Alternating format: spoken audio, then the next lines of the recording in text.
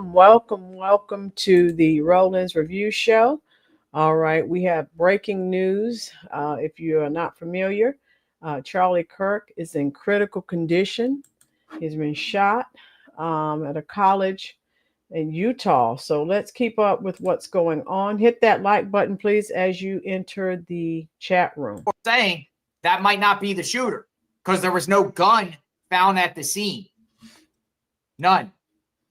No gun.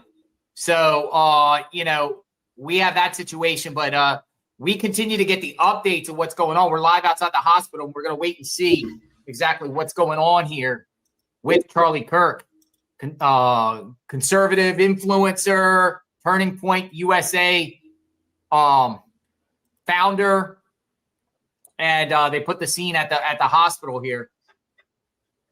A source familiar with Charlie Kirk's condition has offered an update after he was shot in the neck. Doctors are still working on him. A law enforcement source told the AP that he is in critical condition. They say that prior to this event, there was a petition circulating, 7,000 people signed, calling for him to be banned from the campus. Now, another thing that was interesting is as he was shot, he was talking about mass shootings, trans mass shootings. Maybe that was what triggered whoever to do this, or use whoever did this as an opportunity to take that moment, knowing that he'd probably talk about trans mass shooters. Could that be the motive here? What's going on? I mean, it looked very scary. Again, we showed it at a distance, but we're not going to show it up close about, him being, you're going to definitely be censored if you show this. I mean, it's bad. It's bad. He slumped over. It reminded me kind of like the images we see when JFK got shot, in similarities, even though it was in Charlie Kirk's neck. That's what's going on. A lot of people are saying, a lot of social media influencers on the right are, sending their condolences, sending their prayers. They're sending everything, flowers, respect. There, a lot of people. And I also see other people in the other aisle of the political aisle actually wishing him a speedy recovery. Hopefully he makes it through, and wishing, the best here. So, I mean, this might be a moment we come together, or this might be a moment where this country gets even more divided, considering the climate that we're in right now. This is very scary stuff. I jumped on pretty quickly on this one, as you all know, and some of you have been through here through its entirety. We're still gathering information to try to find out what's going on. Now, the question is there a shooter out on the loose? Witnesses scream at suspected shooter, this man that they apparently took into custody. And he looks like an older man. He looked like Magnolia, if you got the photo, throw the photo back up of the guy that could be the shooter. Somebody was taken into custody. However, it doesn't appear they have a gun. Doesn't appear they found a gun. So it makes me wonder, do they just picked up somebody there that they suspected of doing this, or is this the actual shooter? We don't know that at all. So, yeah, that's what's going on, folks. Come on in. So, furious witnesses, they were screaming at this man that was being taken away by police, calling him a monster, calling him a murderer, because he was getting carried away by multiple different people. We'll get that footage up shortly so you can see him being carried away, the suspected shooter. So that's what's going on here. We're waiting for what's going on. In the meantime, I see a lot of people commenting here. A lot of comments. Let me get that 3/4 of your lunch, guys. Thank you, Space Cowboy. Thank you for that. Yeah, we might be in here for a long night here.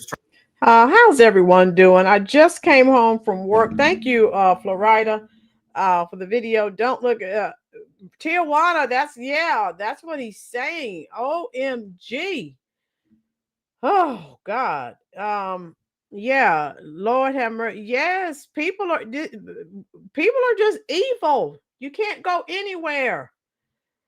Oh my God. Yes, it is, Mayor. How's everyone doing? I was having a great day until this happened. Roseanne Hackett, hello. Gilbert, how are you? Rob Cat, how you doing, love? So let me see what else is going on. Here we go. Just seems like that was pretty well. Yeah. I've been listening to our station. We've been on air with this since it happened. They're saying he's at the hospital in critical condition right now. That's the last that I've heard from this. When you look across and you see this massive police presence from units from all over, so many SWAT units showing up, is this normal for something like this, especially on a college campus? Yeah, they're going to tape it all off. It's a huge crime scene. That's why when I wanted to preserve evidence, and so I immediately called the police. I said I have 2 witnesses. I tucked them into my car that were actually on the 4th row back. I literally saw it as soon as I hit him in the neck. The girl I interviewed said it was a direct hit to the heart, and she saw it. So I called the police, let them know their names, so that we have the witnesses, and kept them here until he said we could go. And then right now, see, that's going to be a long. We have so many people, 6,000 people. Yeah. So it's going to be a big scene. Okay. Anything else? I appreciate your time. No, I just want to say Charlie Kirk's a hero, and I pray for his family. I'm going to play the devil's advocate for a second. You said Charlie Kirk's a hero. There's a lot of people. There was a lot of petitions online to stop him from coming here. He's then going to was supposed to go up to Utah State at the end of the week, I think, or beginning of next. Today's political climate is extremely divided. There's just a lot of vitriol and flat-out hatred on both sides. Yes. So why is Charlie Kirk a hero, in your opinion? I believe our school systems are being indoctrinated. Globalist ideas, Marxism ideas, socialism. I think Charlie Kirk was trying to make that apparent and teach our youth, so we'll still have a country in the future. What can we do to stop this, but to try to get this country, it's a cliche at this point to say, to get this country to heal, to try to come back together, to be united again? What is it going to take? We need to educate people. We're falling into socialism, and socialism goes to Marxism, and Marxism goes to communism. If you go look at Karl Marx, he's the founder of communism, and that's where we're headed. Anything else? Family member before, but Taylor was on campus when this happened, heard the gunshots, and so I found out she was here. So that's kind of terrifying when you have a family member here.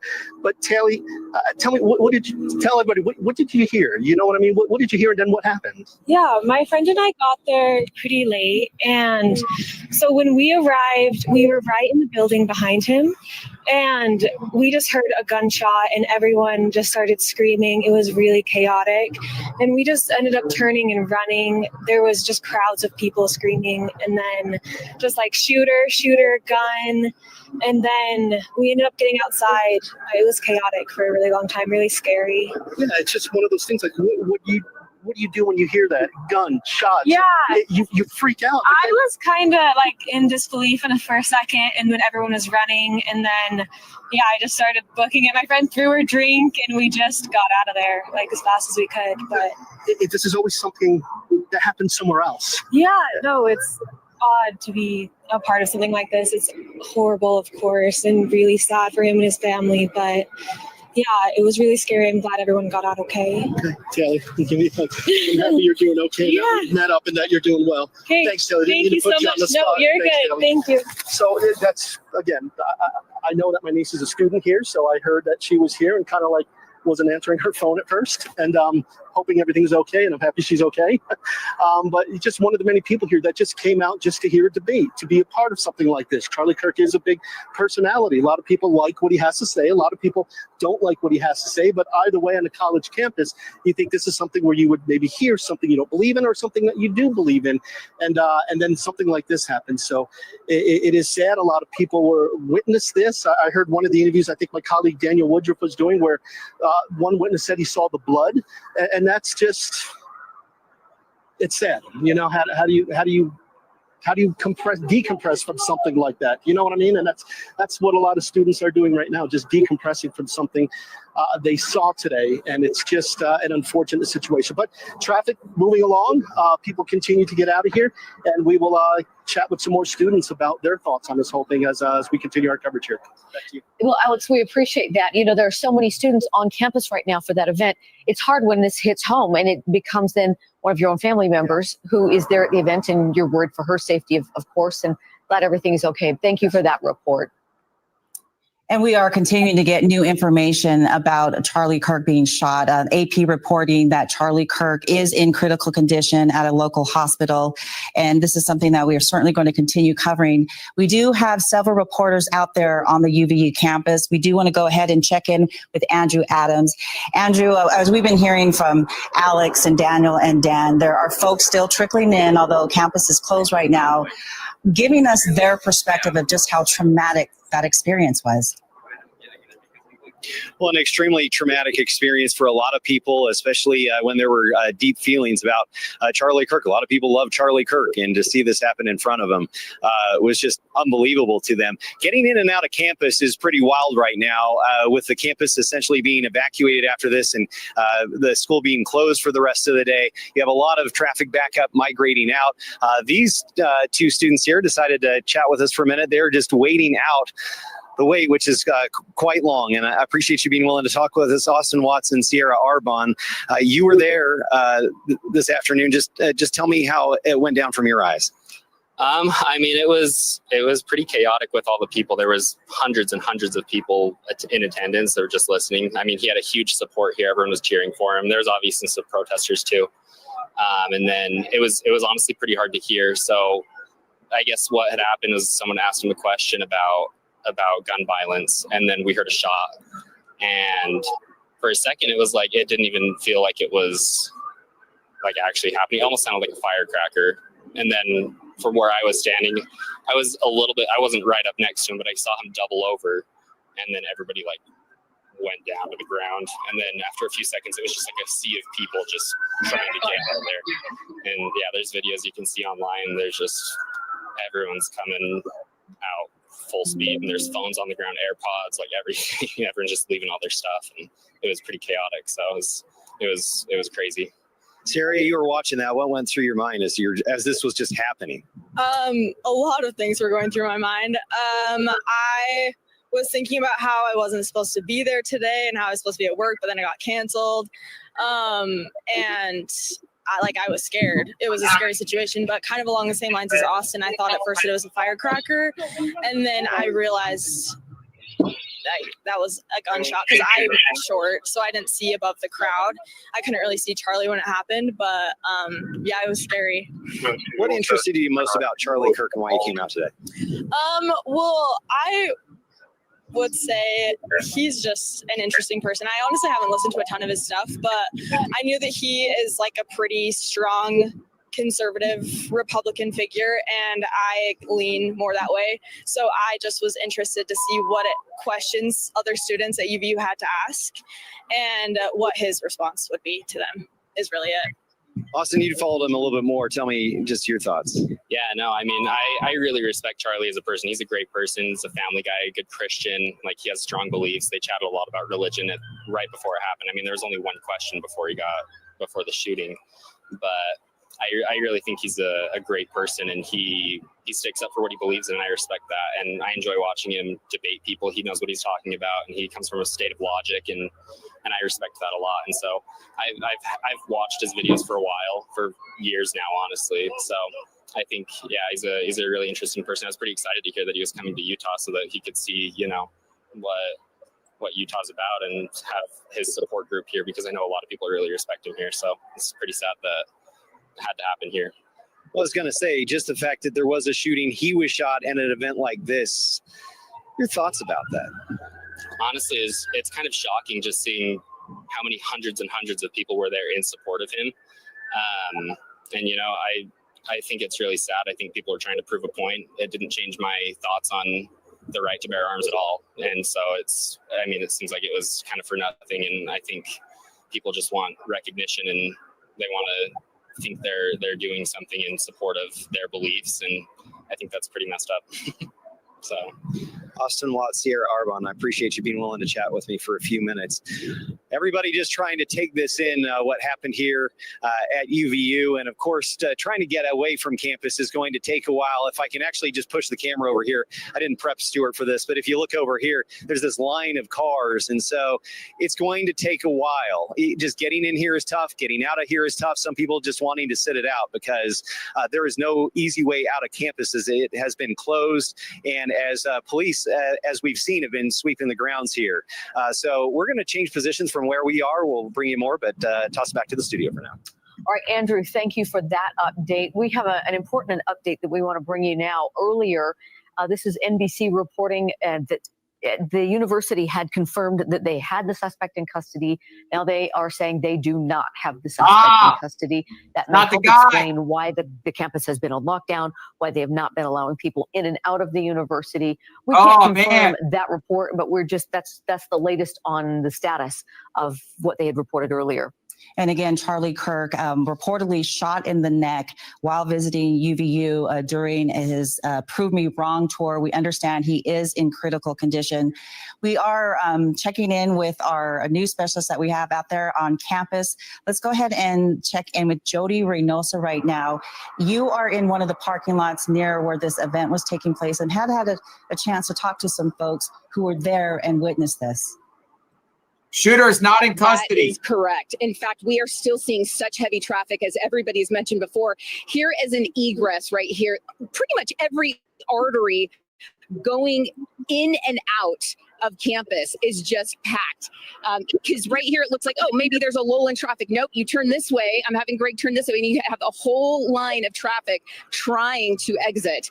And parking lots right now, I'm seeing they're packed because of some students just wanting to kind of, wait it out, see what's happening. Now, let me point you to the direction. Students are telling us that in between these buildings, so you see on the right side, there's like these little pyramids on the top of that roof, and then you see the building to the left. Well, the venue was right between those buildings. We're not able to go close at this point, but that just gives you a perspective as to where the venue was. And as you mentioned before, I do have two students. These are unique students in that they are high school students, okay? They are at Cedar Valley in their senior year. They were just here on campus, though, to take a test. So I'm here with Ryder Warner and Kylie Stoffer. Okay, Ryder, let's start with you. Tell us, what was going on, because you were there at the venue when it first happened. Yes, ma'am. We were driving past it. So when we passed it, obviously you have all the news cameras, all the cameras pointing towards them, all the students rushing in to go and see what's going on. So we got to witness that, and just a normal talk by Charlie Kirk. It was kind of cool to see Charlie Kirk here. We watch him on TV a lot, watch his clips a lot on YouTube, whatnot. So it was cool to see that. I was in a rush for a test, so I didn't get to stop and see, but I did get to see the venue. It was super pretty. Whole student body was there. It was super pretty to see. Got here, and it seemed like everything was in chaos. They were super hesitant about letting us test. Before we get to the test, though, I want to just take us back to where you were in the venue, because you said you actually witnessed the shooting. Mm-hmm. Yeah, so when they shot, it was, I wasn't actually there. I just saw it afterwards, the aftermath, the cops rushing up, the helicopters flying in. I just saw videos afterwards. It was probably 2 minutes after I left that I actually got to see what happened. So when you got video from another student, because you said it was very gruesome. What do you mean by that? Yes, ma'am. The video I had showed the side camera of it. So it was him getting shot in the neck, and you can just see his neck go limp and all the blood come out. Stuff like that. Super gruesome scene. I'm super glad I didn't see it in person.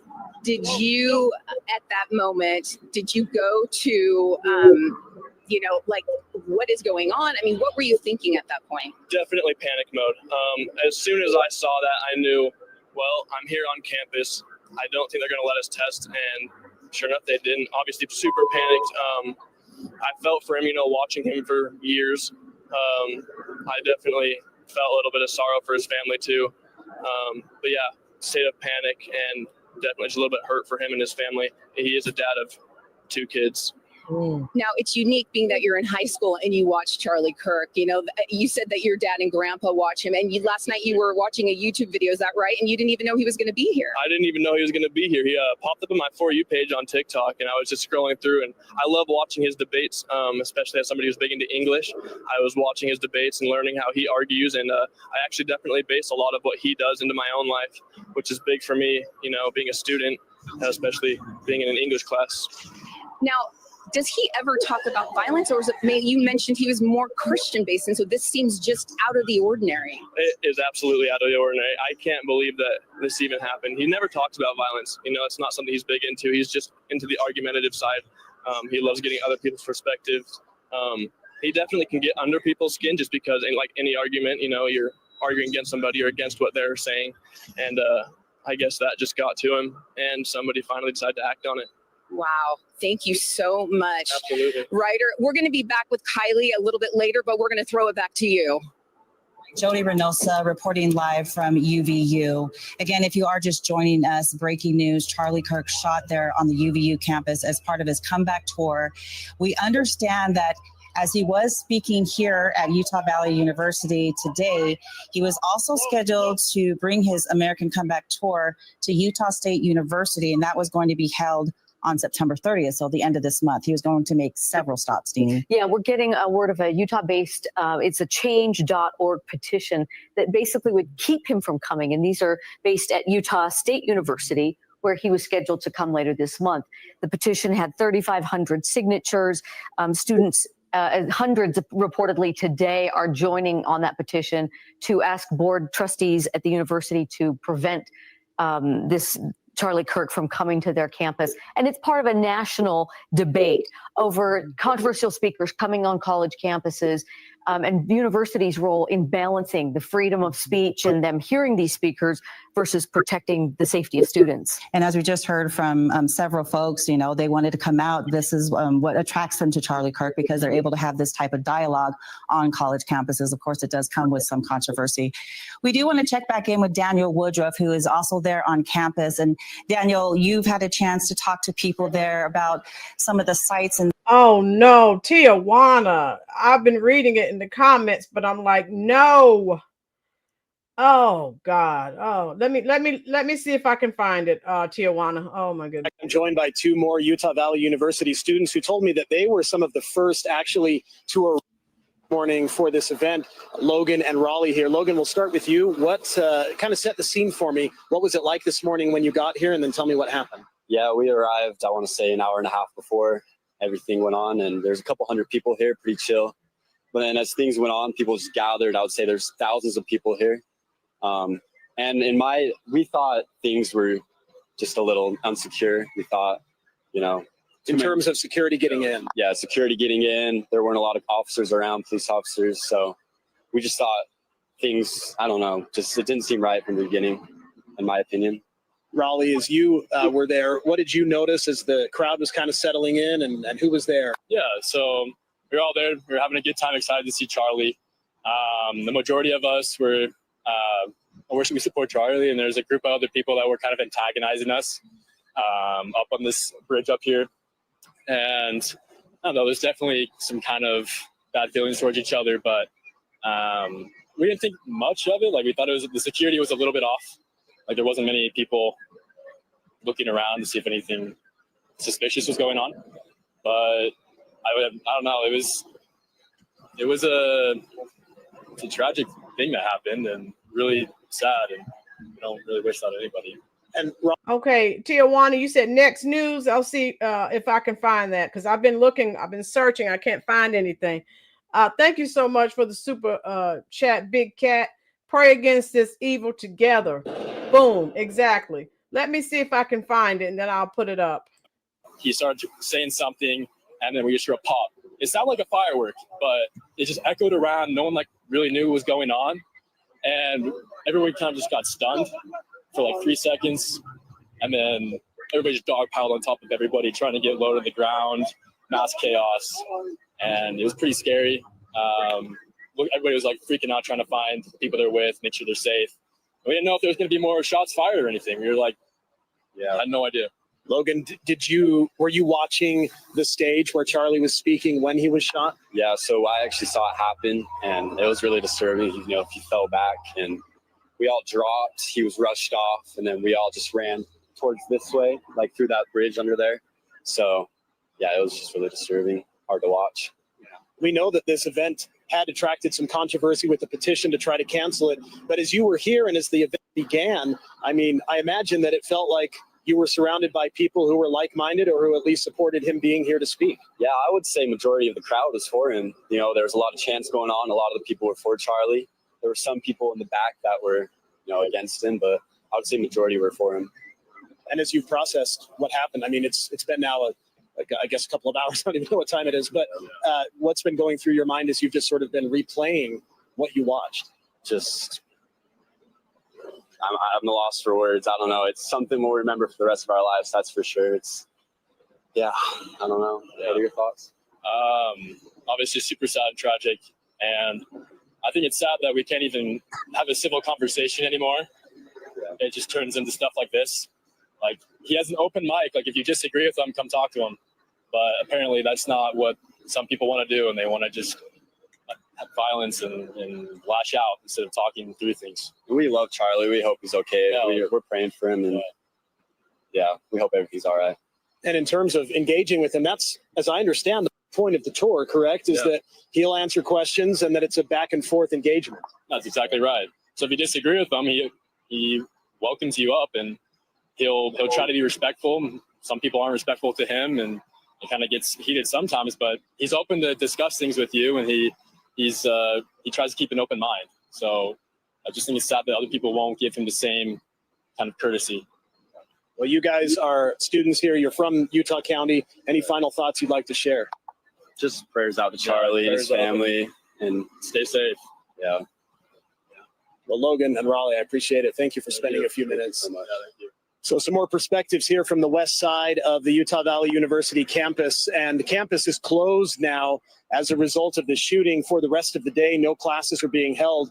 I did want to note that I got an alert from BYU, which is not too many miles from here in Provo. They sent out an alert noting that their campus remains open, but that they do have increased security and police presence as a result of what happened here at neighboring Utah Valley University. So a lot of surrounding institutions and organizations are closely watching what's happened and waiting for more information. Obviously, a lot is still unknown right now, but you heard from these witnesses what they saw, what they heard as they were just behind me here where the event was taking place. The tent where Charlie Kirk was speaking is literally a few yards away from where we're standing right now on the west side of UVU. Back to you. Yeah, Daniel, that was some really stark testimony and things that they witnessed today.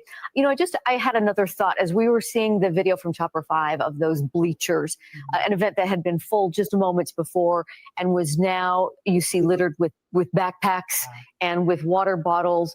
And it's a hard contrast to see an event where people are having open discourse to one where they obviously fled in fear and just left everything behind. That was I don't know. It's very telling, isn't it? It is. It says a lot just by what's left behind. And we've been hearing accounts all afternoon long from our news specialists that out there on campus. We want to check back in with Dan Rescon. And Dan, you have been speaking to so many people there that they're just willing to share their insights and what they saw, some describing it as traumatic and something they're never going to forget. Yeah, that's exactly right, boy. These stories that we're hearing out here on campus are just pretty incredible right now. But we're about 2 hours after the shooting here. Things are finally starting to clear up out here. That's UCCU. Okay, folks, everyone hit the like button. Please hit the subscribe button if you're enjoying the content. We cannot use the F-bomb. YouTube will stop the video. So just watch, no profanity, please, folks, because YouTube does not allow it. Thank you so much. We've been hearing a lot of stories from people that were there at the event. You were kind of behind the event, and as far as like some windows were right there, and then you were seeing. What did you see exactly from your vantage point? So, like you said, I was like in the Hall of Flags building. I was behind the window. When I heard the shots, I didn't see where the shot came from. Of course, when that shot happened, everybody from my building ducked down. I ducked down as well, And like before I ducked down, I got like a little glimpse at Charlie Kirk, and there was blood all over his shoulder and on his left shoulder, and that is pretty devastating to see. I wish I could unsee that, but that was pretty traumatizing and stuff. We've heard a lot of that. Your reaction that something would happen like that right here at UVU. I mean, this is obviously a very safe campus. A lot of good students here, a lot of good people. Your reaction? Yeah, no, like you said, like there's a lot of good people, like friends, professors. This is UVU is the place for you. And like so far, like it's been an awesome experience. For something that to happen is just really devastating, and I can't believe it happened right here.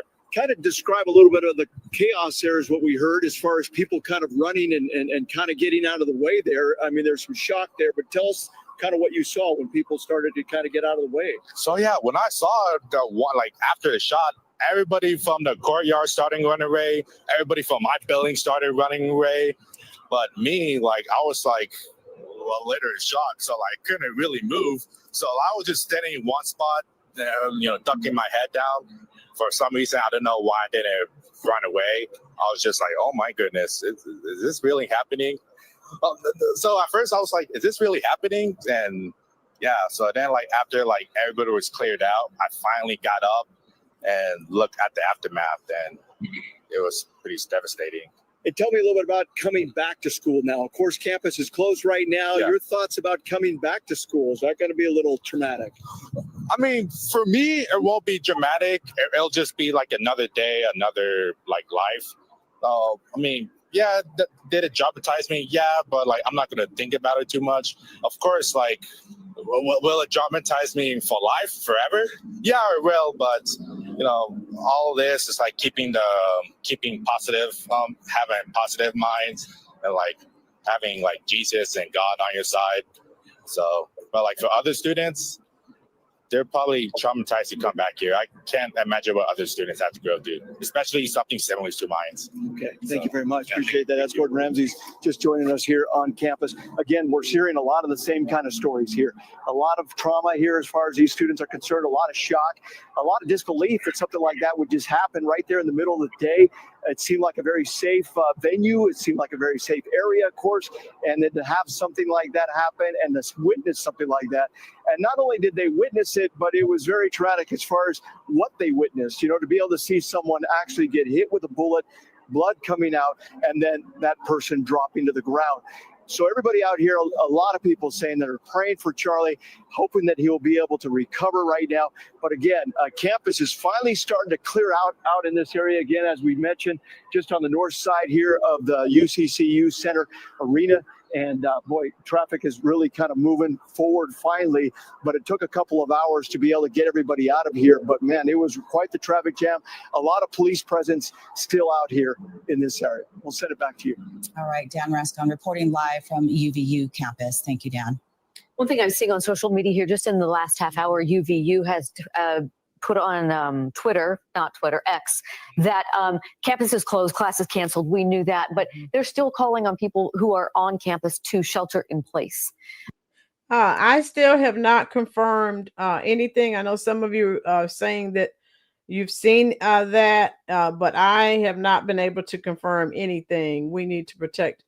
Thank you for your service, Dead Man's Hands, airbrushing, and okay, anyone that can't see the left is evil must be evil themselves. Yes, exactly. This CNN, MSNBC, and the women of the view. Yeah, Cammie. Yeah. You're seeing mixed reviews too, reports, Tijuana. Yeah, I can't find anything confirming it. Okay, here, see what he's saying. To shelter in place until an officer can maybe escort them to a parking lot or to their car. And that's what we've seen a little bit here and there. A lot of police officers here near the UCC Center. And then right behind us over here, I mean, there are several police officers from all sorts of different agencies, not only in Utah County, but I've noticed a few from outside of Utah County as well, just all helping to be a part of this. And just a few seconds, oh yeah, up there you can see the DPS helicopter, Department of Public Safety, up in the air as well. Now, one thing, hearing that maybe a suspect is not in custody at this point. Originally, we were hearing that there was a suspect in custody. And it kind of let a lot of people here on campus that we saw students leaving the area maybe think a little bit like, okay, let's just leave, everything's okay. But now hearing that a suspect may not be in custody, it's kind of amped things up just a little bit again with students, as they're saying, is it's safe to get out of here. And last we heard again that if you are in a building right now, shelter in place and wait for a police officer to come get you. But as you can see, I mean, just the parking lot here, it was definitely full a little while ago. Still a lot of cars here from those that are sheltering in place There and you such go. like that. They're going in But buildings. just waiting now to get the official word that it might be okay to come out. And here you can see a police officer right here armed and just making sure everything is tip top on this end before maybe letting some students that are still in the building out of the building. So we'll continue to stay here. In fact, I was just chatting with an employee, a source of mine, somebody that I've known for a few years, saying that they were inside their offices right back here. They were brought to the baseball field, and now By they're the way, it's the moved day from the before baseball 9/11. field as they still try to figure out exactly what's going on with the suspect and everything about safety on that sort of thing. So again, we'll continue to stay here. We'll walk around, chat with some more people, and try to update you with more information as it becomes available. Thank you so much. Alex Cabrera reporting live from us from UVU campus. And just want to bring your attention to the screen here. We were just looking at Chopper video there, and we had just mentioned that Utah Valley University had sent out a post on X reminding folks that the campus is closed right now. Classes have since been canceled. And as we've been talking to our reporters, there's still people trickling in, but as you can see from the Chopper 5 footage here, we did see what appeared to be law enforcement going door to door from building to building, and that coincides with what UVU has posted on X. They are making sure that the campus is secure. They're going building to building. If you are on campus, they are escorting people safely off campus. They're just reminding. Oh no, Patriot, Trump posted that Charlie passed. Oh no. Oh. Not have a suspect in custody. So this is going to be something that they're actively pursuing right now, as we're showing you that Chopper 5 footage where police are going building to building. They're going to be escorting people off. Okay, let me go over to Megan Kelly. Safe and secure. Let's go now to Mike Hedrick, who is on the UVU campus. So, Mike, just within the last few minutes, UVU is calling this an unfolding situation. We're still seeing officers going in. What can you tell us from what you're seeing? Yeah, as officers are going in, everyone else is coming out. So you can look in the parking lot right here. This is the main entrance of UVU where that roundabout is, and it gets pretty busy during school time. I have never seen this many emergency vehicles in one spot. All right, let's go. I just pulled up Megan Kelly. Hit the like button for me, folks. And thank you for, I've been trying to keep up with your comments. Excuse me. And if I missed your comments, charge it to my head, not my heart. I'm just in shock right now. So let me go over and let me share Megan with you, and let's see what she has to say. All right. Oh boy, what a day, what a day, what a day. Oh. Okay, are we here? Okay, here we go. Let's see what she has to say. Charlie had been on his faith journey. He had grown in his faith journey. And I think that's something that's really abundantly obvious as people have watched his career. Not only did he evolve with the culture and I think start to really dial in to the deep and evil roots of some of the cultural sicknesses that we experience, in fact, that we're experiencing right now. But I think also he nudged our culture along with him. And he did it. He's been a part of this revolution technologically that we've seen. And I think you've mentioned this a couple of times. Okay, it just broke on the AP. I'm getting all the alerts on my phone now. So yeah, it's confirmed. Of course, the broadcast, all of the people who have seen Charlie on their little screens, on their iPhones, almost every day. Sometimes multiple times a day, just as they're scrolling through TikTok or YouTube Shorts or Twitter. And those people, Gen Z, I mean, he's almost as close to monoculture as Gen Z gets. Everybody felt like they knew Charlie Kirk. Even if they didn't like Charlie Kirk, they felt like they knew Charlie Kirk. They felt like they knew Charlie Kirk and they saw him grow up.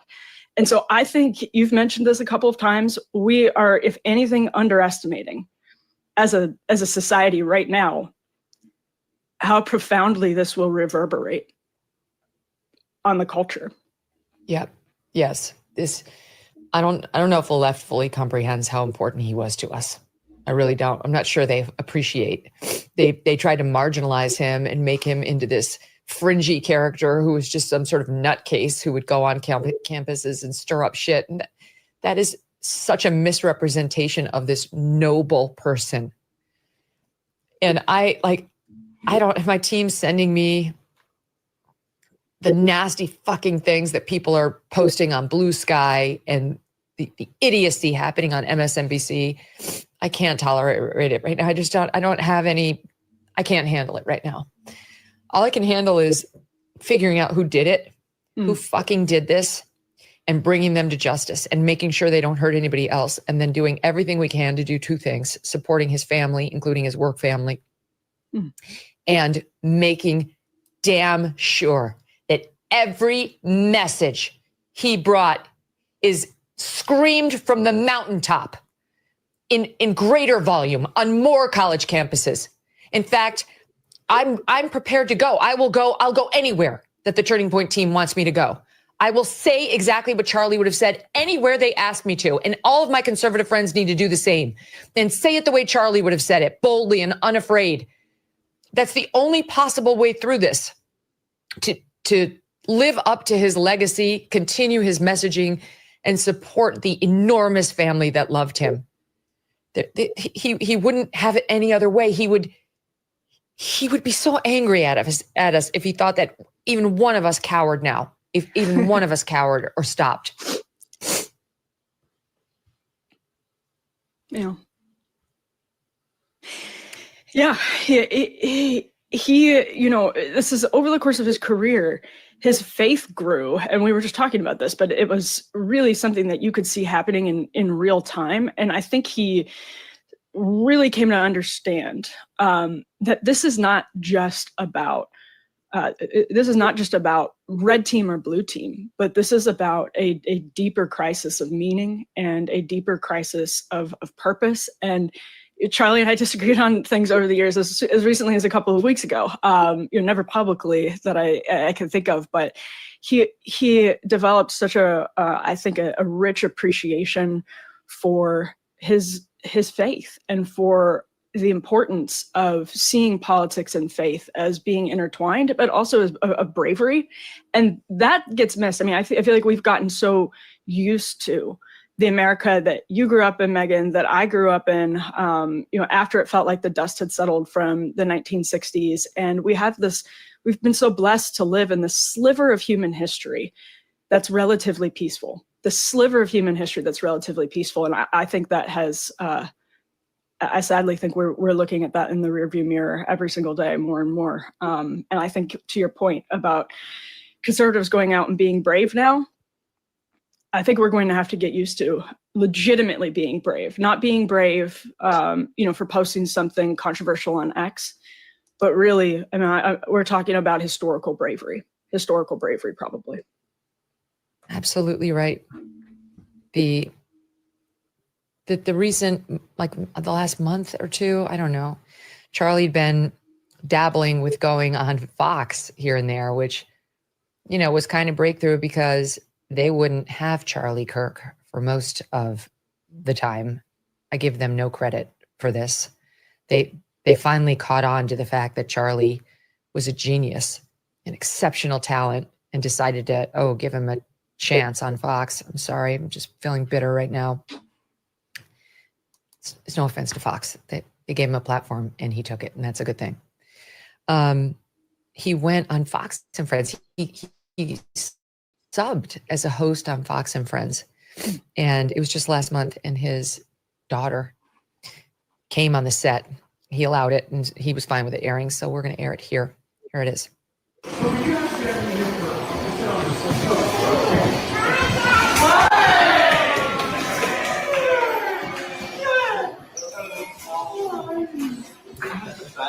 That is the best.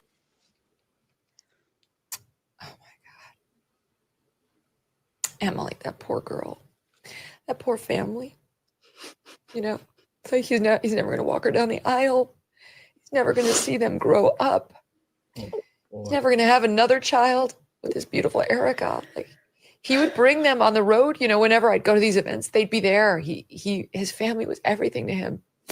And that fucker shot him down in the prime of his life without a thought for those children. You know, and right now he's at large. We have no idea who it was, what the motivation was. We played a soundbite earlier of an eyewitness whose name is Justin Hickens, speaking at NBC. I'll just summarize it if people weren't with us. But he said he was 20 yards away. He got there a few minutes before noon. This is in Utah time. There were thousands of people. Unfortunately, there was no metal detector. There were none. There was security by Charlie, but anybody could have shown up with whatever. He said, I maneuvered my way down close on the side, and the first interaction probably took 10 minutes. It was a religious-related exchange. And then there was someone who stepped up. He says, ironically, coincidentally, who asked a question about mass shootings. And about 60 to 90 seconds in, we heard a big, loud shot. And he describes the pandemonium that followed next. The former Republican Congressman Jason Chaffetz, he's now a Fox Newser. He was on Fox, and he said he was there. And he added that the question that they were actually discussing when Charlie was shot was about trans shootings, about trans shootings in particular. Hold on. I have a long text thread with my team. I'm trying to find. Oh, you have the side. Is it Chaffetz? Yeah. Okay. Here he is. Let's play it. Yeah, that happened like 35 minutes ago. I was there. I was up kind of on the second level because I wanted to be in the shade, but our daughter was there, our son-in-law was there, my wife was there, friends. This is our community. And, you know, there's 2,000 or so people. The Utah Valley University is our largest university, 40,000 students. And people came out to hear the dialogue, the back and forth, ask him anything. That's what Turning Point and Charlie Kirk's all about, ask him anything. First question was about religion. He went on for about 15, 20 minutes. Second question, interestingly, was about transgender shooters, mass shooters. And in the midst of that, the shot rang out. Now, I happen to be watching Charlie. I can't say I saw blood. I can't say I saw him get shot, but as soon as that shot went out, he fell back into his left. And everybody hit the deck. A lot of people started screaming. And then everybody started running, as you might expect. Wow. All right, now we have a transcript of the question, what was happening. Question from someone in the audience. So do you know how many transgender Americans have been mass shooters over the last 10 years? Charlie, too many. To cheers. Question. It's 5, okay? Now 5 is a lot, right? Now I'm going to give you some credit. Do you know how many mass shooters there have been in America over the last 10 years?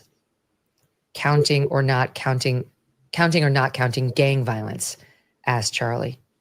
And that's when he was shot. We have the shot. We're gonna play it. We are not going to show the execution that happened, but here's the Q&A. So, do you know how many transgender Americans have been mass shooters over the last 10 years? Too many.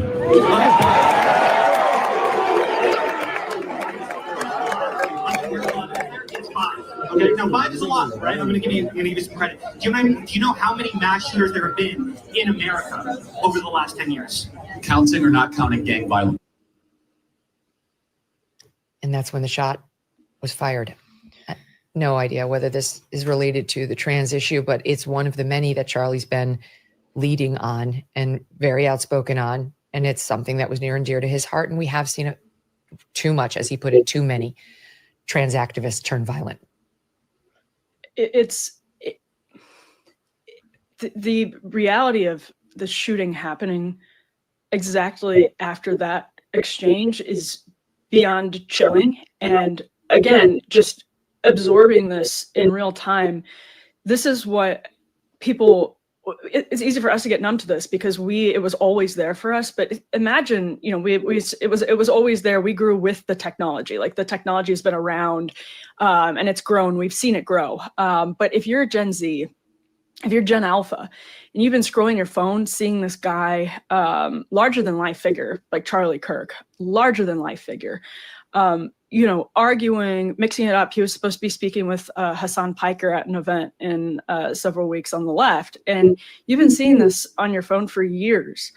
And then you see a video of him being sniped on a college campus after an exchange, the likes of which you have seen just about every single day on your TikTok and on your Twitter. This injects a new tone of of violence, and it's just this raw violence that, again, I just don't think anybody is prepared for what this is doing to the young minds who are absorbing this today. Mm-hmm. This is very young. And I mean, this is one of those moments where how often is it that, there's Butler, of course, but a single shot, I don't even want to talk in the sort of callous detail, but a single shot from 200 yards back, that feels like a 1960s style execution. And it's one that we all just witnessed. If you were lucky enough to not have clicked on that video yet, I imagine you might be in the minority of people who were absorbing this news in real time online. The whole country just saw this. I was holding it together okay until I saw that. And then it was very clear to me he was dead. There was no way. There you see his video, there's just no way any human could survive it. But I was encouraged by the reports that he was at least in critical. He had apparently made it to the hospital, or at least, he must have, for them to be saying he was in critical. I don't know. We're just getting this in now here. Here's more. New York Times, search activity is continuing at Utah Valley University, where several groups of armed and outfitted agents can be seen making sweeps through Central Campus on foot and on trucks. Utah Valley University officials confirmed no one has been arrested, once again saying there is no suspect in custody. It is an active investigation, citing the university spokesperson. The university said 4 agencies are investigating: Orem Police, Utah Valley University Police, the FBI, and the Utah Department of Public Safety. This person's they're not in custody, but they will be. I feel confident they will be, Emily. There's just, on a university campus in today's day and age, the cameras are everywhere. He must have been on a building. It seems likely, he was on a building. Even like the one shooting, we did show one time, we showed the video of Charlie being shot from afar, just at the top of the show to explain to people what we were dealing with. And the person who's doing the filming, he doesn't sound far away from the shot. I'm just a layperson, but to me, it sounds like he's nearby. He's not too far from the shooter. In any event, of course, and even the university is saying it happened from 200 yards away. This is somebody who obviously trained for this mission.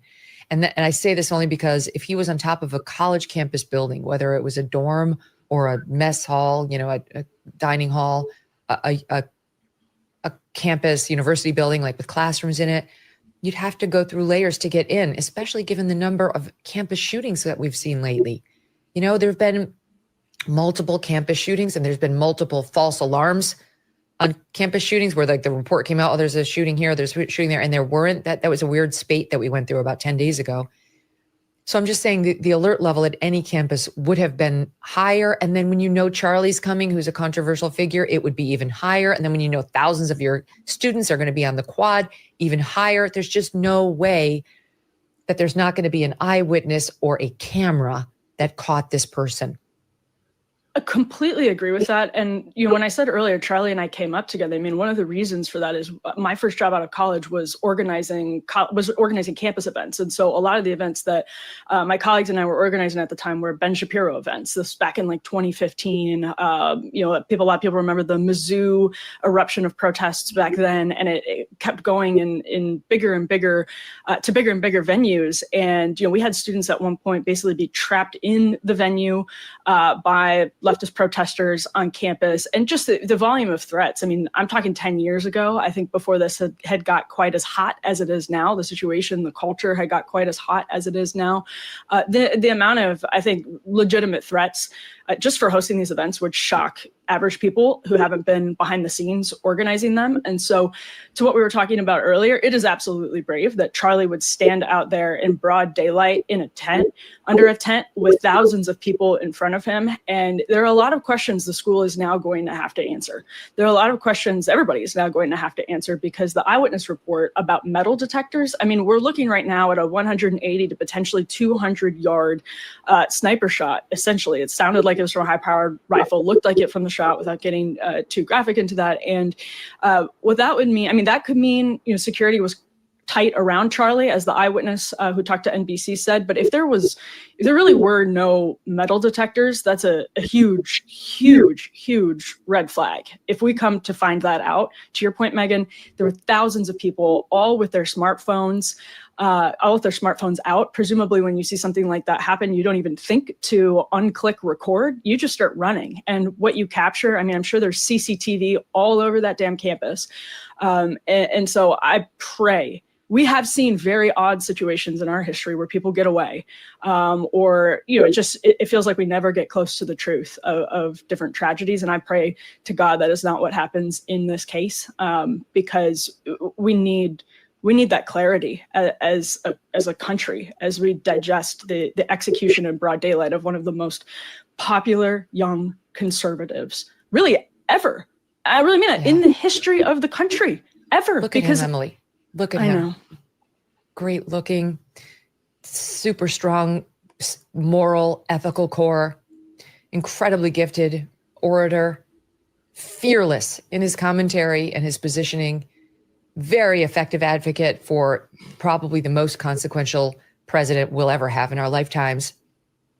Not an exaggeration to say directly responsible in some significant measure for getting Donald Trump elected. Father, loving husband, dead at 31 by an assassin's bullet. And for what? For what? You know, I mean, truly, you think about it, it's like, that person is not going to stop the messaging. The right will not be silenced. They're not going to shut up. I mean, honestly, it doesn't, Glenn says he's worried they're going to start picking us off one by one. You know what? It won't shut them up. It'll only create more of us. Yeah, they might. It's like anybody who's thinking about getting into the public arena, yes, they will be scared for a couple of days, and then they will put their boots back on and go back out there. That's what they will do. That's how we are as Americans. It's not going to shut anybody up. It's going to ruin the life of his wife and his children, who now will never know him. That the little girl is too young to even really remember him. That's what was taken from us today. But you know, Megan, that little girl has hundreds and hundreds of video to reflect on as she grows up of her father.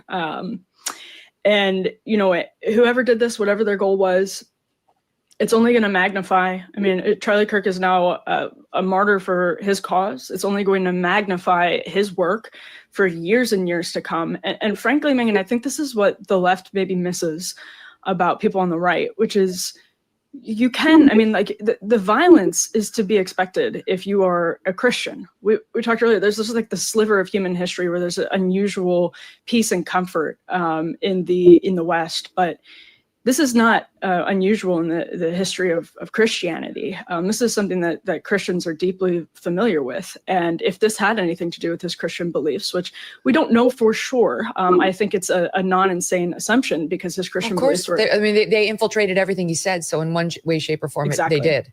Yeah, exactly. It's an inextricably tied, and increasingly so as he grew up and everybody watched it with his politics. And so Christians cannot be deterred or silenced by these types of senseless acts of violence. People can try, but our hope is not in this world. Our hope is not of this world. And so you can do what you want to do to us on earth.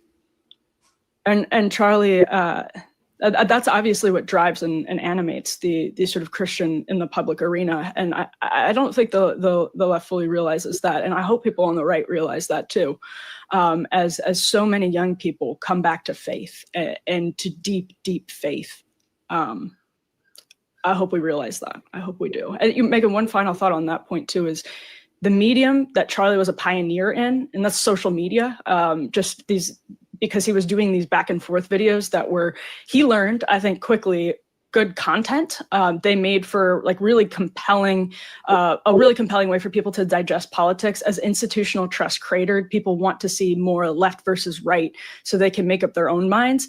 And he recognized that. And for him to be gone, to be taken in that format, and for that to be broadcast around the world and on social media, on the medium that he pioneered,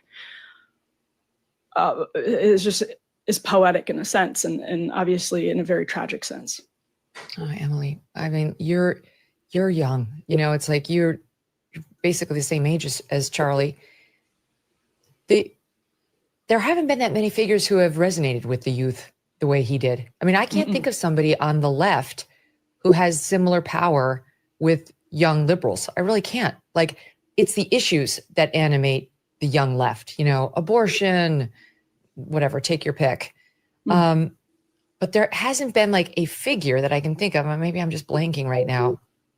There hasn't been like a figure on the left that's resonated the way Charlie was able to resonate on the right. And the thing about him too is that he would speak to the leftists. The leftists were not forgotten when he went on those campuses. They were a critical part of the equation, and they would show up. And, you know, the segment's called Change My Mind. He would change their minds. You would watch it live on camera. He went on Surrounded, you know, that show, like taking in all the questions. He would go into any arena. He did not care if you didn't like him. You know, he trusted you, even if you didn't like him. I don't think he thought he was putting his life on the line. I mean, clearly we all have to factor that in on some level when you're a public figure and you do a public event. But I don't even know who the heir apparent is. You know, God forbid that Trump had been shot in Butler, Pennsylvania. You know, the obvious choice would have been J.D. Vance.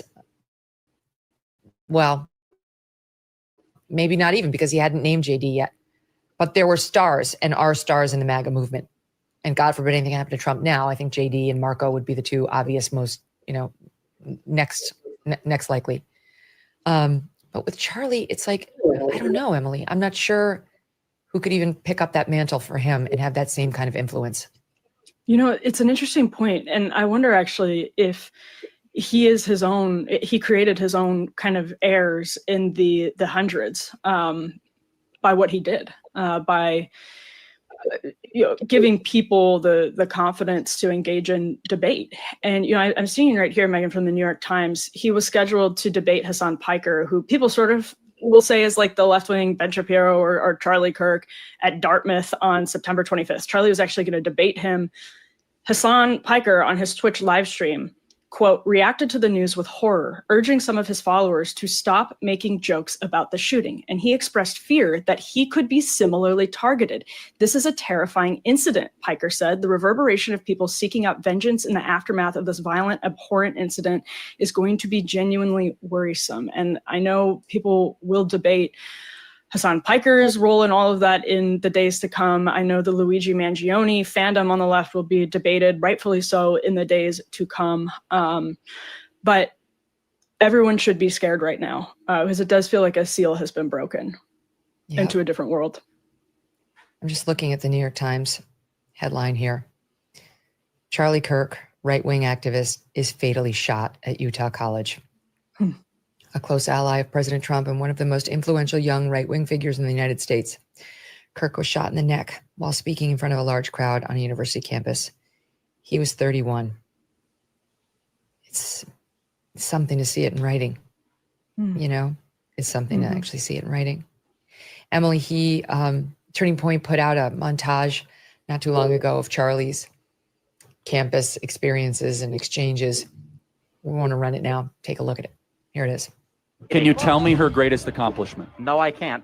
Can you tell me a single accomplishment? I cannot. I want to leave. What is Kamala Harris's greatest accomplishment?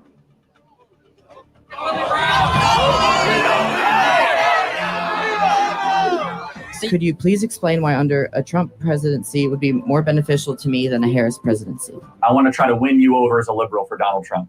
Why should I vote for Trump? There's no guesswork in this election. We know the type of president that Trump was and that he will be. There are three things I want you to think about when voting for Trump: home ownership, border, war. Three objective things. When I decide, just in case, can I have a hat? You can have a hat. So which way are you leaning? Can I get a hat? That's a good answer. How are you leaning this election? Well, after what you said, Trump. Let's go. Oh, so fun, so relatable, so non-threatening to those kids. You know, I mean, if somebody really got in his face, he'd mix it up fine. But 9 times out of 10, those exchanges showed Charlie being a gentleman, right? Like, that's what's so remarkable about all those exchanges with him. He would have fun with the audience. His goal was to bring them in with love. If he had to shame an occasional complete moron, he would do it. But that was reserved for the extreme cases. He was fun to talk to and actually made a difference. He could speak to folks on their level without judging them. You know, like so many times he'd say, you tell me, like, what's your concern? Why are you thinking about voting for Kamala? Like, let me talk you out of it. And he could, he could. I'm watching that exchange and it just dawned on me, I'm going to miss talking to him. I'm going to miss him as a guest on my show. I don't quite have my arms around the fact that that's over, that's over by someone's intention. It's not like a car accident. It's not like an illness. It was unnecessary. And then I think, oh God, why did he have to go there? What if he had just canceled the Utah event? What if he and I had done our Virginia Tech event today instead? Why did it have to happen? It's just impossible to answer those questions as mere mortals, Emily. Thank you for being here with us and for watching and for supporting. And we love you. Thank you for coming on. Thanks, Megan. Praying for you and everyone involved. Likewise. We're going to turn now to Father Mike Schmitz.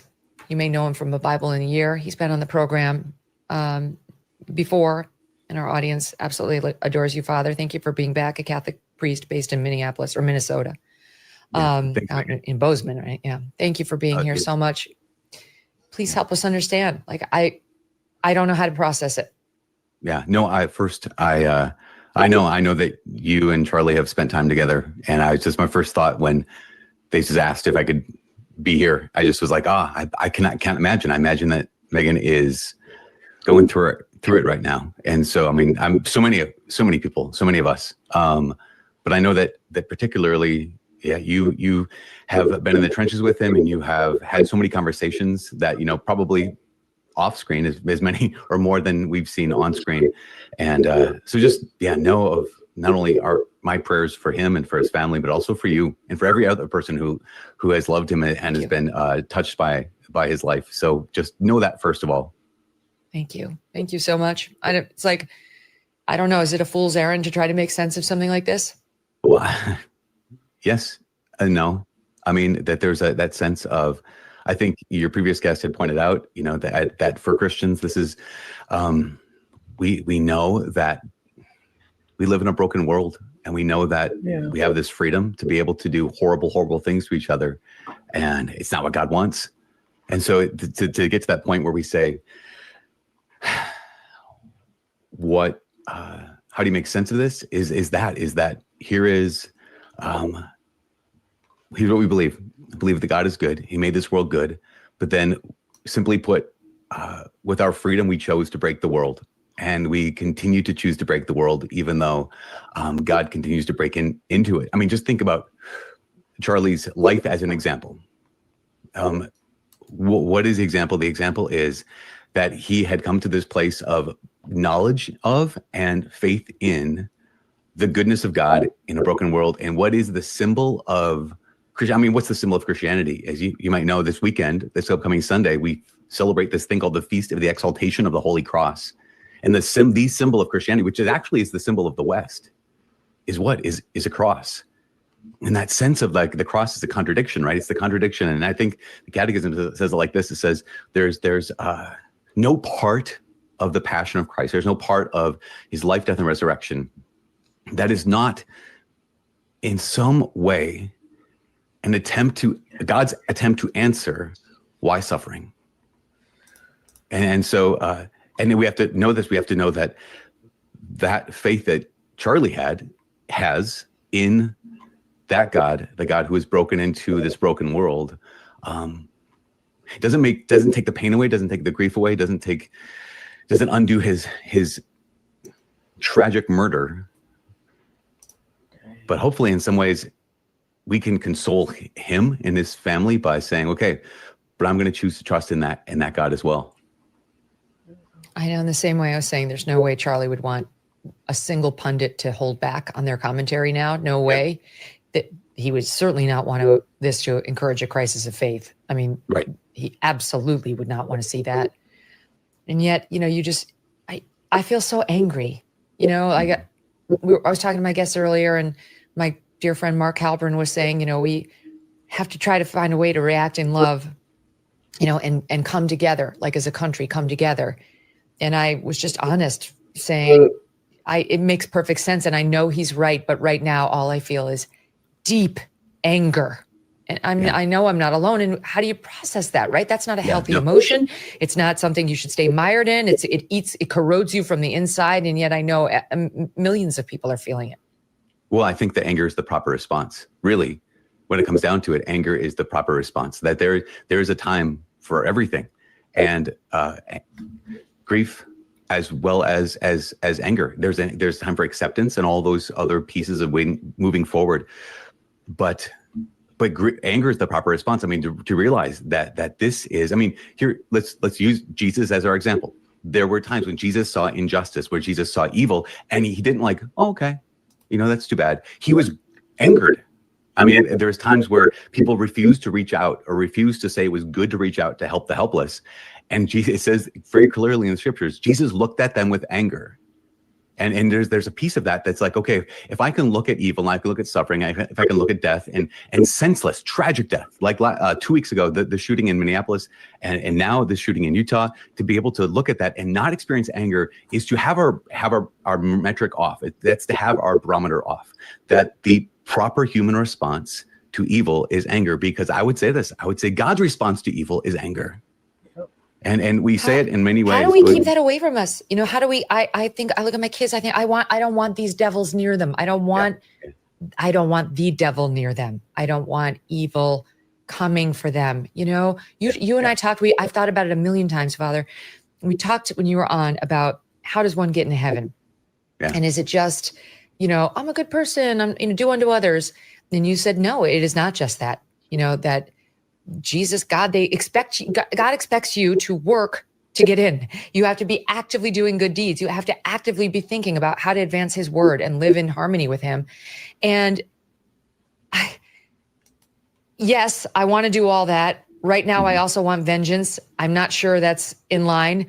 I really want to hurt whoever did it. I want them to suffer. Not sure that's in line. And then I also want to do whatever I have to do to keep the devil away from the next one, and certainly from all the people I love. Yeah, and that's why anger can be a positive emotion. C.S. Lewis writes about this. He says that sometimes we look at anger or violence or fighting as the wrong thing. No, we need to tamp that down. Well, no, sometimes you need to fight for the right thing. So when William Wilberforce saw slavery, he was angered by this, not merely grieved, but also angered. And that grief, but also that anger, moved him to do positive things. And so you and I know this. We know that anger indulged can become vengeance. It also can become something even worse, which is resentment and bitterness. And we know that so anger, I would say it like this: anger is an active emotion. Resentment is when things settle. What I mean by that is you have to get through anger. You have to process anger. And it can move, right? The anger can move us to do good. Anger can move us to say, this is wrong, and I need to do something about this. Like for you to be able to say, I need to go on the air, and we need to talk about this so that others don't experience this, so that people know that they're not alone. So we can rally and say, okay, you guys, how would Charlie want us to respond to this? Like that, to use that anger to move forward, to do good, as opposed to, I always think of resentment as like, anger is still the like quicksand, or it's like concrete that is still, you can still move it. But resentment is like when I set that, and now I've hardened my heart towards a certain group of people, towards a certain individual. I've hardened my heart to the world. I've hardened my heart to God. So we can't afford to go into resentment, but we have to know how to choose what to do with our anger. And so your response of anger, it would be a defect of humanity to not experience anger. Well, then I'm human. I'm definitely human. I'll tell you, my priest just texted me and said in the closing, reminded me of the Gospel of John 1:5, saying, light shines in the darkness and the darkness has not overcome it. Mm-hmm. Light shines in the darkness and the darkness has not overcome it. He was a light. There's no question about that. But man, there's a lot of darkness in the world right now. That's for sure. I have a feeling your pews are going to be even extra filled this Sunday, Father. I know you always have a standing room only, but they're going to flock in great numbers, because I think Christians are hurting right now. I think we're losing too many of ours. You know, like the kids in Minneapolis now, Charlie. Like, you know, we don't want to see ours shut down for standing up for core Catholic beliefs, you know, like children aren't born in the wrong body and we shouldn't be divided by race. These are very, very core, understandable, you know, non-controversial in a normal world beliefs. Well, and also, what did Charlie say so many times? He said, why did he go on campus? Why did he go to Utah? Why did he go to any campus? He says, because when people stop talking, then they start becoming violent. And so even the fact that he gave witness to the reality that we can fight, but we fight with debate over debate, or not over debate. We fight through debate, right? We fight with other words. We can argue. And again, that sense of going back to this, that what would he say? When we stop talking, then we devolve into either we separate ourselves completely, or all we have is violence. And he did not want either of those two to be a reality. And that's why I think it's really important, again, for your show to exist, for us to continue to have our doors open in the church and to be able to say, okay, let's continue to engage these big questions, because we have to stand for truth, and we have to stand for people who, you know, when people, I mean, in the clip you just showed, the people who changed their mind when Charlie went to a campus, a lot of times what he did was, he treated them with respect. Yes, there are some times when there were some harsh words towards each other. I mean, just because that's a normal conversation we sometimes fall into. But that sense of, minds were changed because they didn't realize what they didn't know. And to be able to care enough for someone to share something with them and help lead them. So we believe, as you know this, in the corporal works of mercy. That comes from Matthew chapter 25. I was hungry, you fed me. I was naked, and you clothed me. There's also a spiritual works of mercy. And one of those spiritual works of mercy is instructing the ignorant, or helping those who don't know come to know. And yeah, Charlie did not stop trying to help people come to know. And if they disagreed with him, what happened? They walked away, and everyone was still intact. They walked away and they had a discussion, and they were treated like a human being. And that's a model to move forward. I'll hold on to that. Father, thank you. Thank you so much for everything you do, not just for today. Yeah, thanks, Megan. Much love to you. Praying for you. Charlie tweeted out on Saturday, Jesus defeated death so you can live. On Saturday, Jesus defeated death so you can live. That's what he did. That's what he wants us all to do. That's what we will do. There's no question we will go on and we will continue our messaging. But it's going to hurt. This one's going to hurt. I told you about President Trump's statement. Joe Biden, to his credit, also tweeted out, there is no place in our country for this kind of violence. It must end now. Jill and I are praying for Charlie Kirk's family and loved ones. It's a sweet gesture. Ben Shapiro, too, just tweeted something out. He's been under threat, too. Poor Ben. It's ridiculous. Ridiculous. Why? Why does Ben have to have so many security guards? You know, he came here to the studio on Monday. I think it was a week ago. Monday. The poor guy has to walk around with so much security because why again? Why? Because he comments on the news and says things people find controversial, but all of which are mainstream opinions on the right, because he's a Jew who's outspoken in favor of Israel. What? This is where we're going. This is what he wrote. Like all of you, I'm utterly stunned and heartbroken and sick to my soul today. It is unimaginable to write these words. I met Charlie Kirk when he was 18 years old. A young man, so eager and determined that I immediately turned to a friend and said, this kid is going to be the head of the RNC one day. Charlie became even bigger and more important than that. It was a privilege to watch the principled man stand up for his beliefs and create the single most important conservative political organization in America. Totally right. But more importantly, Charlie was a good man, a man who believed in right and wrong, who stood by his biblical values. All of us will miss him, and I can't imagine the pain of his beautiful young family, and we must all pray for them. And we must pick up the baton where Charlie left it, fighting for the things he believed in so passionately. And we must fight for a better America, an America where good people can speak truth and debate passionately without fear of a bullet. I weep for Charlie's family, and I weep for my country today. Most of all, I weep for Charlie. It's hard. It's really hard. Everyone's feeling it. Joe Biden, Donald Trump agree on very little things. But on the loss of this great American patriot, they agree. And speaking of great American patriots, Vivek Ramaswamy joins us now. He's running for governor of Ohio, and he also has been out on the trail with Charlie, who I know is a dear friend. He's joining us by phone. Vivek, this is really rough, and I know it's rough on you personally. How are you processing this? I mean, we're devastated, Megan. I'm in Northwest Ohio. I was traveling from my home in Columbus when we heard the news, but we are devastated. Just got off the phone with my wife. I was with Charlie here just 2 weeks ago here in Ohio. It actually wasn't something, broadly broadcasted, but we had some one-on-one time together, had a real heart-to-heart conversation when he was here. And even 2 days ago, was talking to him like I'm talking to you now. Spent a good part of the last year together, traveling the country, doing actually events like the one he was doing today. Intense on college campuses. And it makes you think about, what did he do that was so wrong that earned him this fate? It was to foster open conversations with young people who were hungry to figure out what they believed. And that's what he did. And I think more than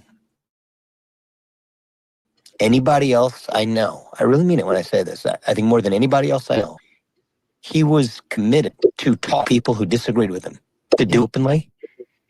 That was his ultimate sin.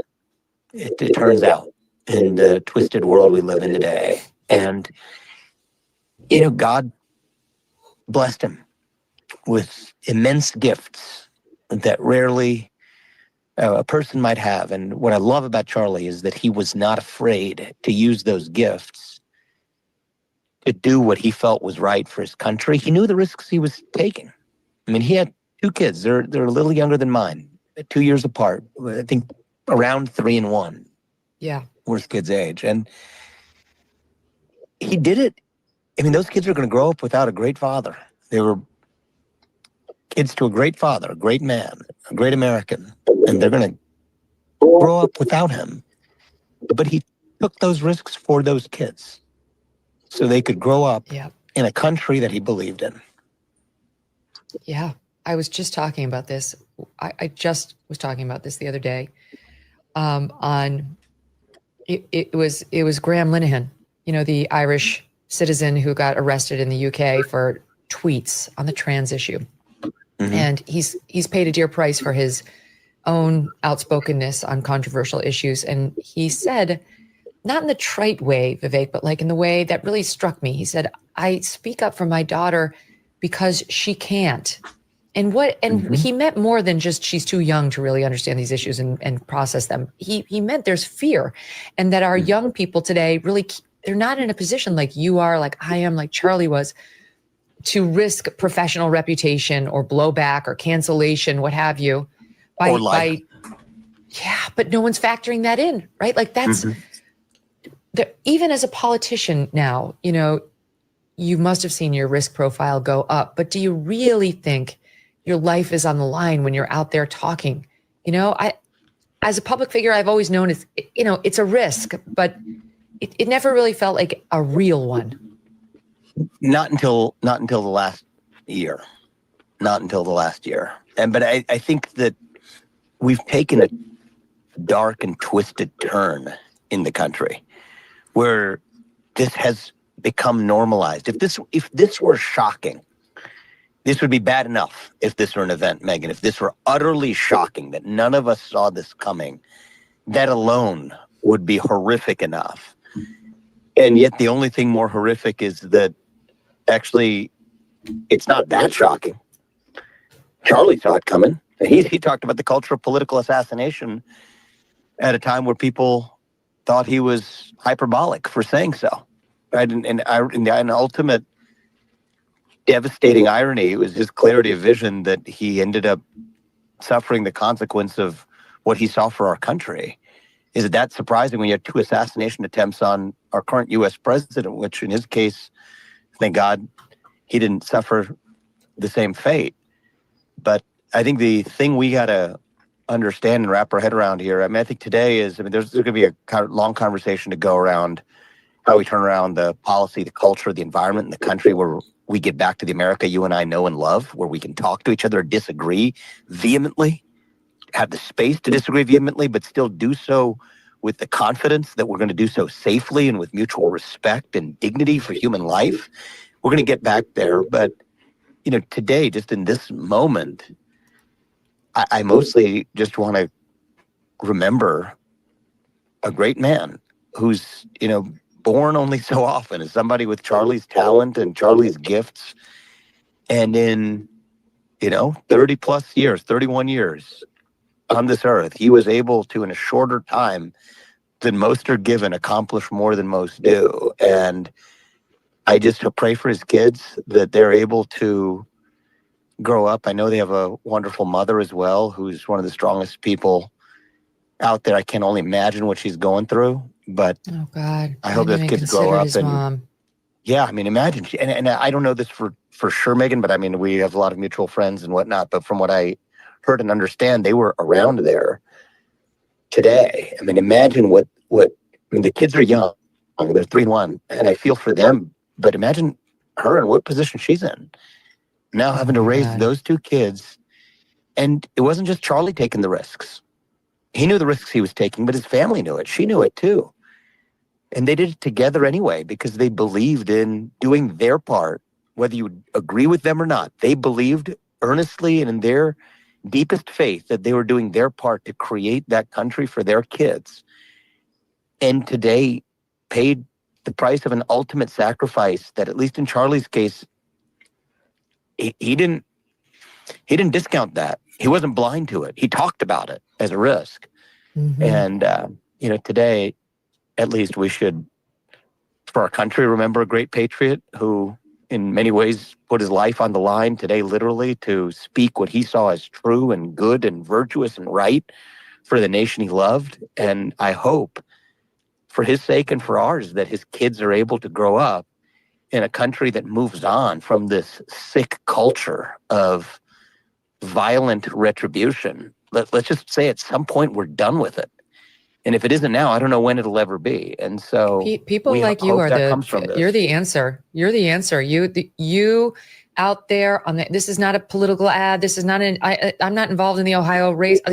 I've watched you. When people disagreed with you on the campaign trail, you opened your door to them. You walked over to them in friendship. You extended a hand. You wanted to hear them out. You were kind. You were loving. You were gentle. What a model, Vivek. It's so hard to do when we're so divided and we're so angry at each other over these issues, which are important. And when you are subjected to as many, negative press pieces and people harassing you on the campaign trail, it's even harder to find that within you. But you're kind of leading by example these days. Well, one of the few people I was able to do it with was Charlie. We traveled the entire country, kind of tag teaming. We had our own style, it was slightly different, but it was more fun that way. And we would, kind of stylistic tag team around the country, talking to these young young Americans and these young patriots, and many of whom disagreed with us. And he and I mean, we would, ride a car together, take a walk together, ride a plane together, and we'd joke around about. Dorian, they just arrested the shooter. Is that what you're telling me? Because that's why I'm not doing a lot of talking. I'm doing some research myself. So let me see if I can pull that up. Loved the interaction that he had with her. He was able to joke around about it and still care about having one country left at the end of it. And, there weren't that many of us. There aren't that many of us, Megan, who are willing to do that. And I think we lost one of our greats today. And as sad as I am for Charlie, I'm even sadder for his family, and I'm sadder still for our country that this is where we are. And I don't think that we can just, say the usual pieties and then move on and behave the same way tomorrow. I think there's going to be, I feel it right now. I feel it. I mean, there's a choice in how we react to this. And there's a side of me, most of me now, that's furious, that's angry. Yeah. But I think that there's also an element in all of us that hopes that we're just done with this. We're moving on past this dark chapter in our history. We've gone like, what, a 12.5-month period now? 12-month period where we've had 2 assassination attempts on a president. Now we're taking out one of the most important figures in the political youth movement, let alone in the conservative movement. Enough. We're done with this. And I do think that we would be justified, perhaps, in a short-term sense in, adopting the kind of rhetoric that Charlie was himself the subject of, that who knows what the circumstances here, we don't have the facts, but you could imagine at least would motivate someone to act in a horrific way. But, I think the best of what Charlie was trying to do and the best of what I hope we can do for our country aspires to more than just fighting, fire with fire. I hope we can fight fire with water, which might be the harder thing to do. Yeah, well said. I mean, you talk about what a consequential figure he became. I'm just watching my producer text chain here, which has got all the latest news. Joe Biden has weighed in. Donald Trump has weighed in.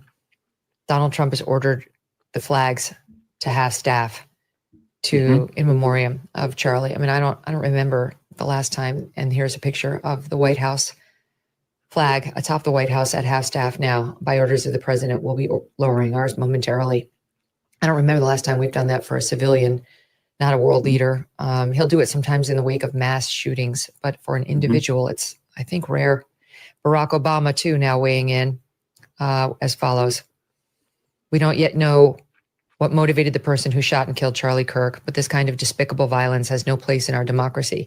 Michelle and I will be praying for Charlie's family tonight, especially his wife, Erica, and their 2 young children.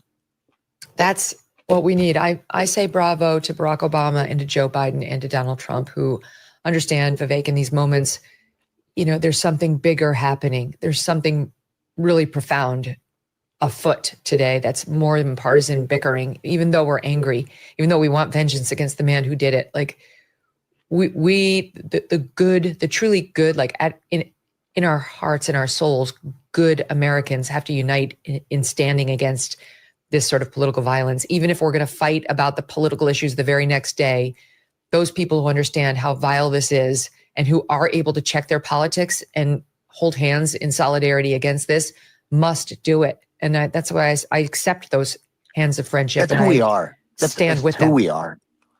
That's who we are as a people. It's who we've been. We've lost our way, but it doesn't have to stay that way. And I would never wish for a tragedy like this to be what's required to wake us up. But if a tragedy, and for me, it's not just a national tragedy, it's a loss of a friend and somebody who's just personally really dear to me. Let something come for the country that he fought for. And he wasn't just a civilian, he was more than that. And I think we can honor him, and we can honor, honestly, our country, the truth of our country, as opposed to this alternative bastardized version of it that we've suffered for this short period of our history we've been in.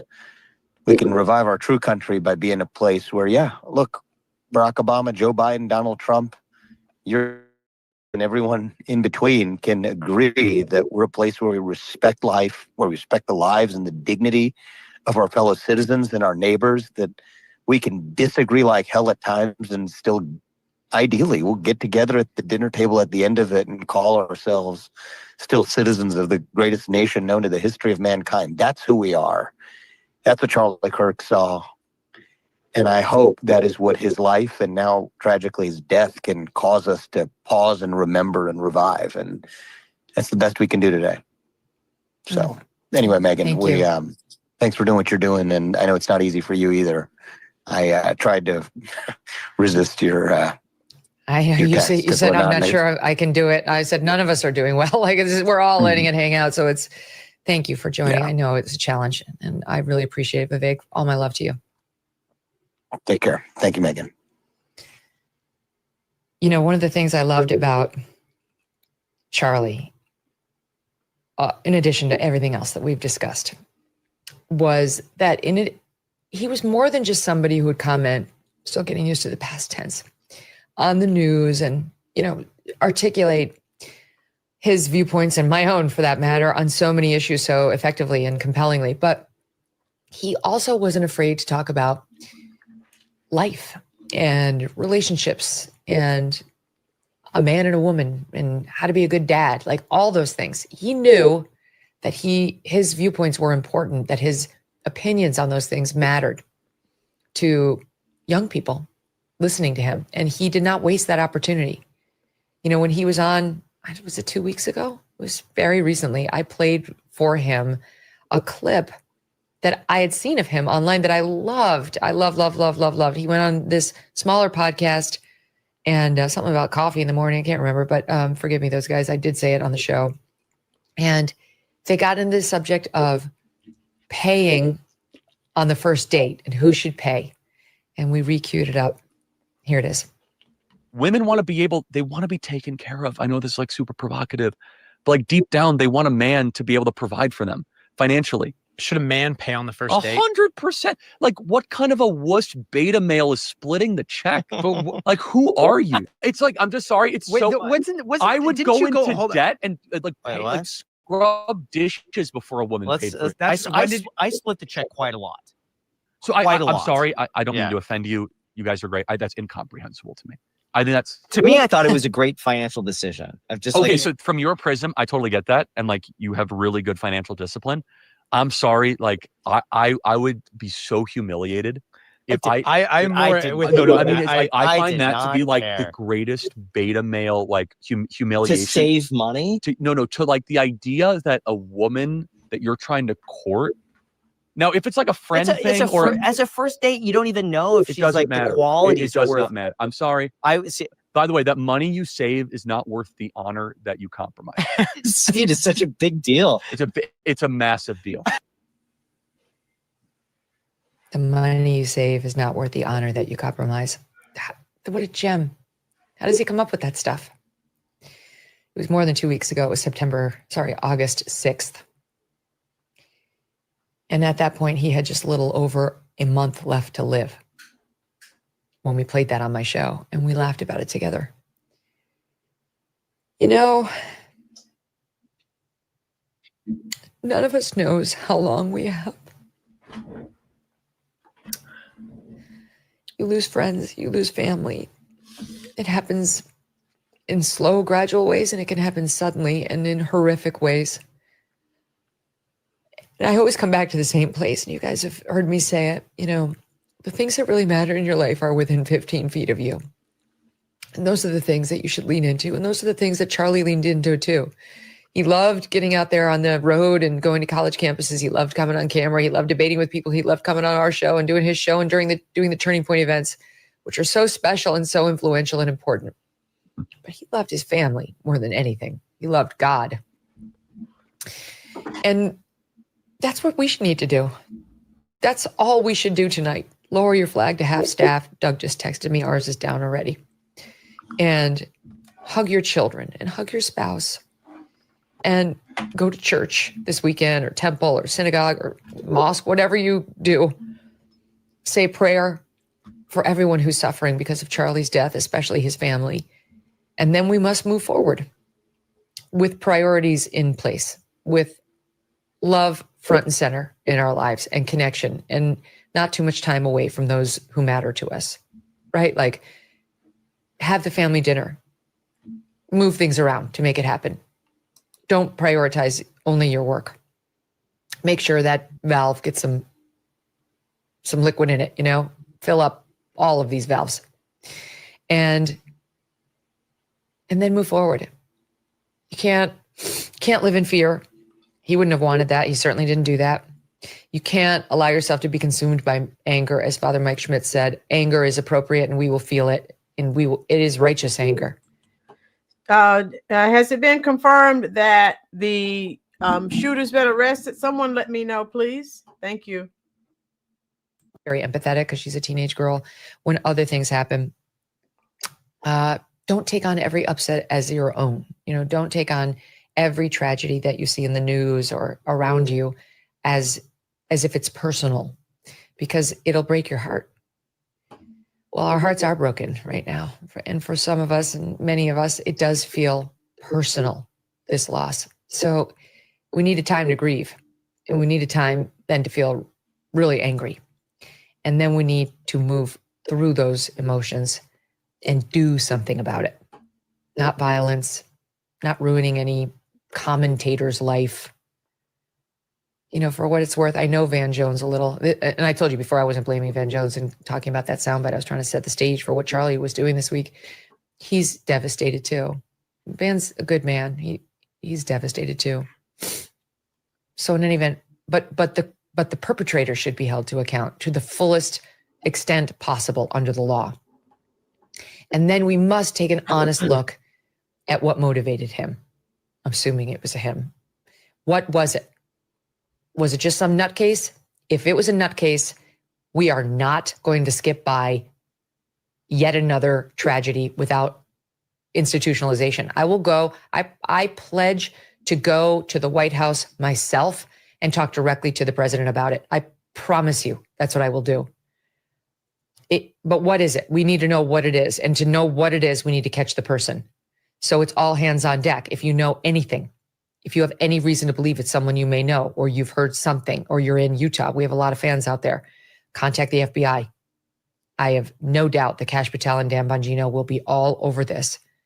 We need to catch the person, and we need to find the motivation. We need to punish the person, and we need to punish the people who created the motivation, the circumstances that led this person to think he probably could walk into an arena and take the innocent life of a good and decent man. That's it. I'll give you the last news update before we sign off. Utah Valley University officials encourage students who are still on campus or who had taken shelter in university buildings after the shooting to call for a police escort. Quote, police will come and escort you out of the building, wrote the university on social media. The kids there are still not safe. They don't know who committed this crime, and we must know. And I have faith in the law enforcement to find out. God bless all of you. Thank you. Thank you for being with us. Thank you for making the show possible. Thank you for loving us. Really, thank you for loving us and making me feel loved and valued in this job that I do. I know Charlie felt that too. Gratitude toward his audience for giving him an extraordinary life. Vivek is right. What he did in 31 years so far surpasses what most people accomplish in a full and lengthy lifetime. Something about which his family can be very proud. I'm sure his mother, I didn't realize his mom was still around, but it makes sense. He's young, can be very proud. And when his kids are old enough, they will get to know their father, as Emily points out, through videos and through the rest of us who will make sure that he goes on living. That's how all of our loved ones go on living, through our memories and when we share them. All my love to all of you, all my gratitude as well. We'll see you again tomorrow. Okay, and that's pretty much, yeah. Oh, boy. What a day, what a day, what a day. Yes, we have to pray for his family, Jagalo, because that's just sad. there's not possibly anything that I can add to what you already know. I can check to see if I checked Fox News, they're not live, and I'm just don't have many words to say tonight. I guess it's just I guess I'm just like some of you, still in shock. And Lord Jammer, God knows I wish they would. We're all sick of the view. The darkness hates the light because their deeds are evil. My girl, yes, truth bomb. I'll check again to see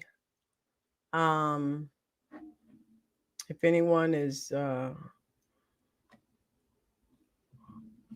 okay. Yeah, I think some of the other content creators are alive. Let me see. Ben Shapiro and Daily Wire, and that's about it. So,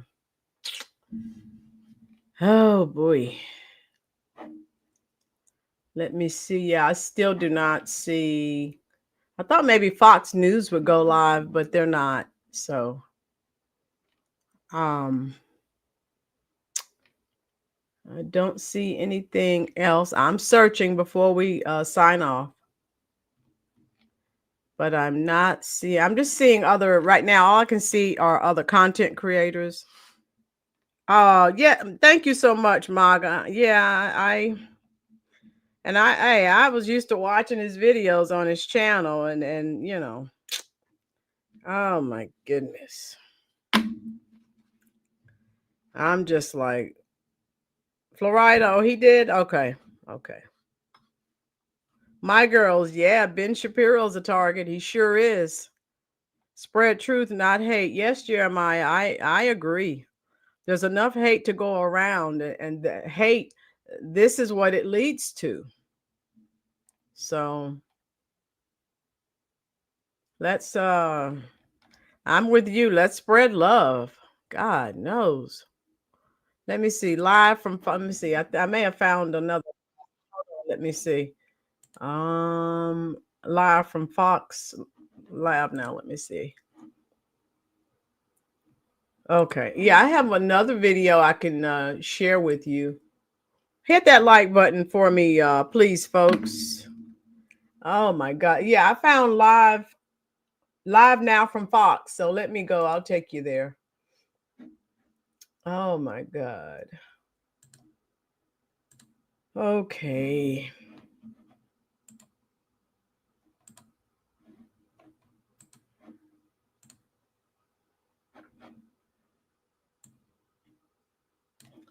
See what there's. You mentioned that you were a veteran.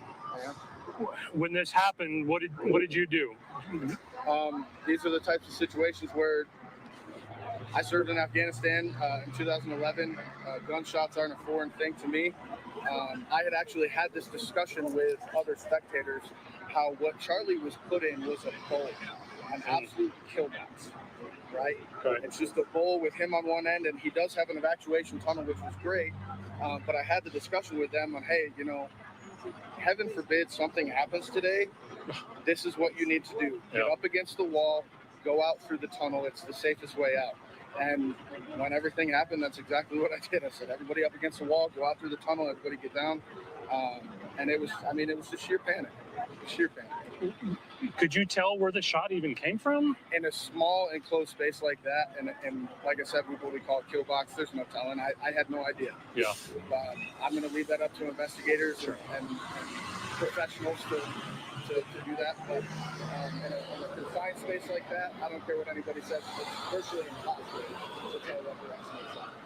When you look across the street now.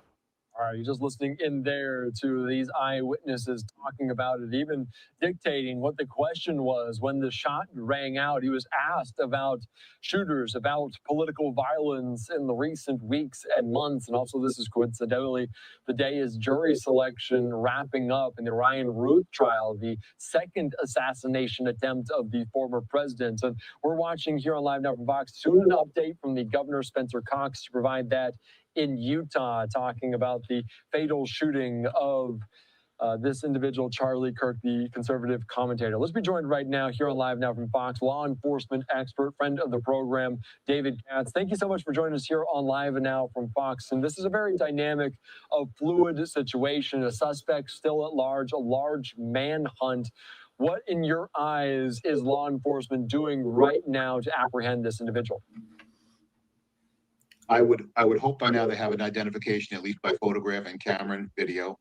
They may have a further identification. What we just spoke about off air, the incomprehensible statement early on that we have the shooter in custody.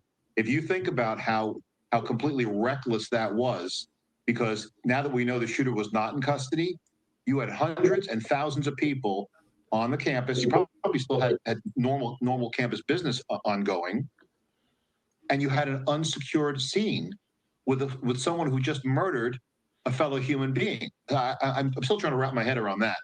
And can we get to that? You said there should be an identity by now. How are they pulling that? Is that video camera from the university? Is that someone eyewitness? Where do you think that comes from? My guess is, they should have, based on, again, it's still very early, but based on the trajectory of the shot, they know the general direction in which it came.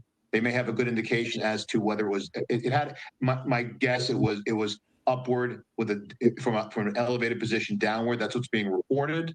I have no reason to doubt that. So that's gonna at least point them in a general direction. If one thing is true about college campuses, that they have plenty of cameras. Plus, every human being out there has a cell phone which has a camera and video. So my guess is they got the school cameras first, and then they're pouring through possible witnesses. God willing, someone said, "I saw the shooter. I have a video of the shooter. I have a picture, or even better, I know who it was." Yeah, that is obviously the case. And I do want to get into more, but I do want to show a tweet here, a social media post from Bill Maluzhin saying, per federal sources, Homeland Security investigation agents in Utah have responded to the location of Charlie Kirk's assassination. They're assisting with the manhunt for the shooter, remains at large. The prior report arrest was not the assassin. And we talked about that initially. And obviously the chaos of the moment, so many things are dynamic as someone points a finger and they think that is the shooter. How careful does law enforcement have to be in that moment to get the right individual to not put others at risk? It's enormously important. And I don't know if you saw the clip, there was an individual, older gentleman with gray hair who was being dragged off, who was initially identified or believed to be the shooter. And there was a large crowd that was gathering and following behind and cursing at him and screaming. And one of the cops holding them said, "Hey, we're not sure. You don't know. We don't know if he did it." So there was at least there was some appreciation of the fact that it's a fluid scene. We're not for certain sure that this is the shooter. And guess what? Turns out it wasn't the shooter. Yeah, that's a very good point. I do want to ask you about. How you doing, Zach? Hit the like button for me, love. If you're enjoying the content, please hit the subscribe button. We're glad you're here. Zach, that sounds about like TMZ. Okay, they're part of the mainstream media, so I am not shocked. That's awful. Things for law enforcement to really have no presence, to go there on hand, kind of going blind into this? Well, to some extent, if we accept what's being reported thus far, and really I have no other basis of making any sort of conjecture. If it's true that the shot was from distance, say an overlook in a building 200 yards away, having metal detectors to screen the event would not have helped in this situation.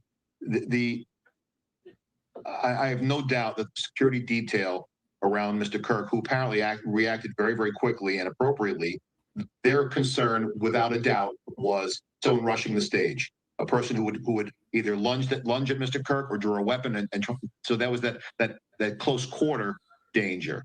With respect to with the president, and by the way, a complete failure at Butler, you have to consider how vulnerable would the president be, or any speaker, if someone was in that building on the roof, or in a particular dormitory window. So 200 yards, if that's an accurate number, is not a particularly difficult shot for anyone who has any facility with a firearm. How do you know that? Well, in the U.S. military, soldiers in the Army are qualifying at 300 meters, and the Marines are qualifying at 500 meters. Mm-hmm. So it's well within the, first of all, the gun. And by the way, just looking at the video, my guess was initially I thought a couple things. Number one, small caliber, high velocity round. Unfortunately, as soon as I saw that video, I thought that's a non-survivable wound.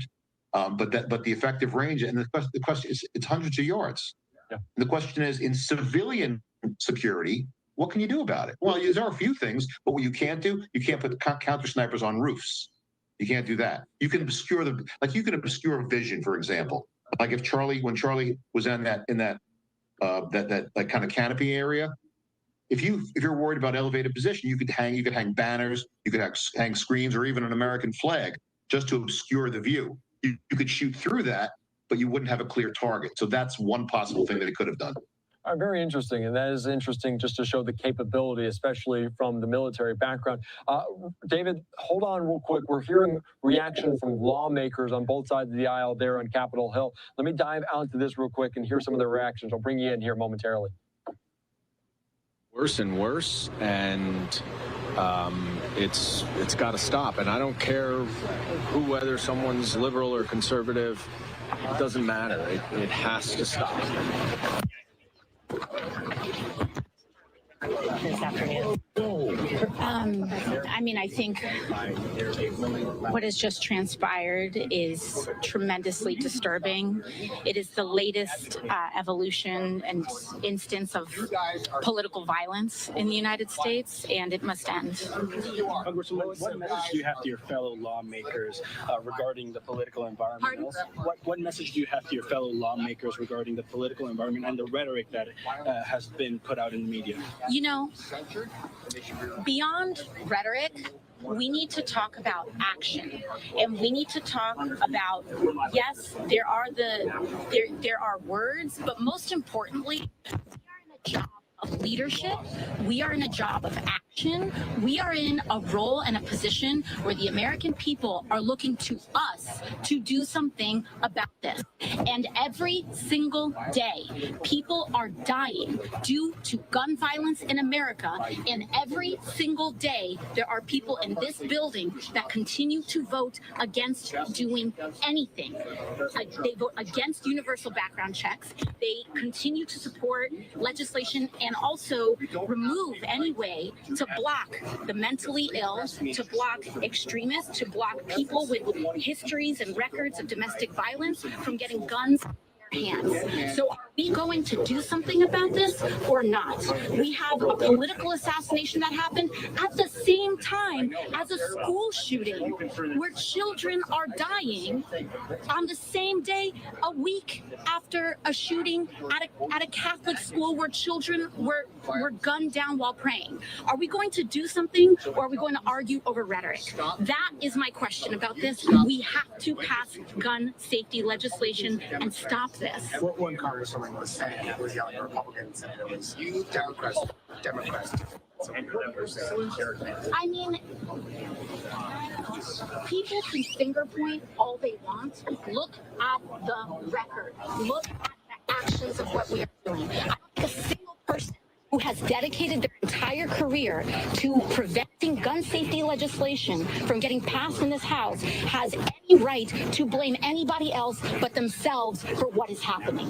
We have to stop this. We can stop this.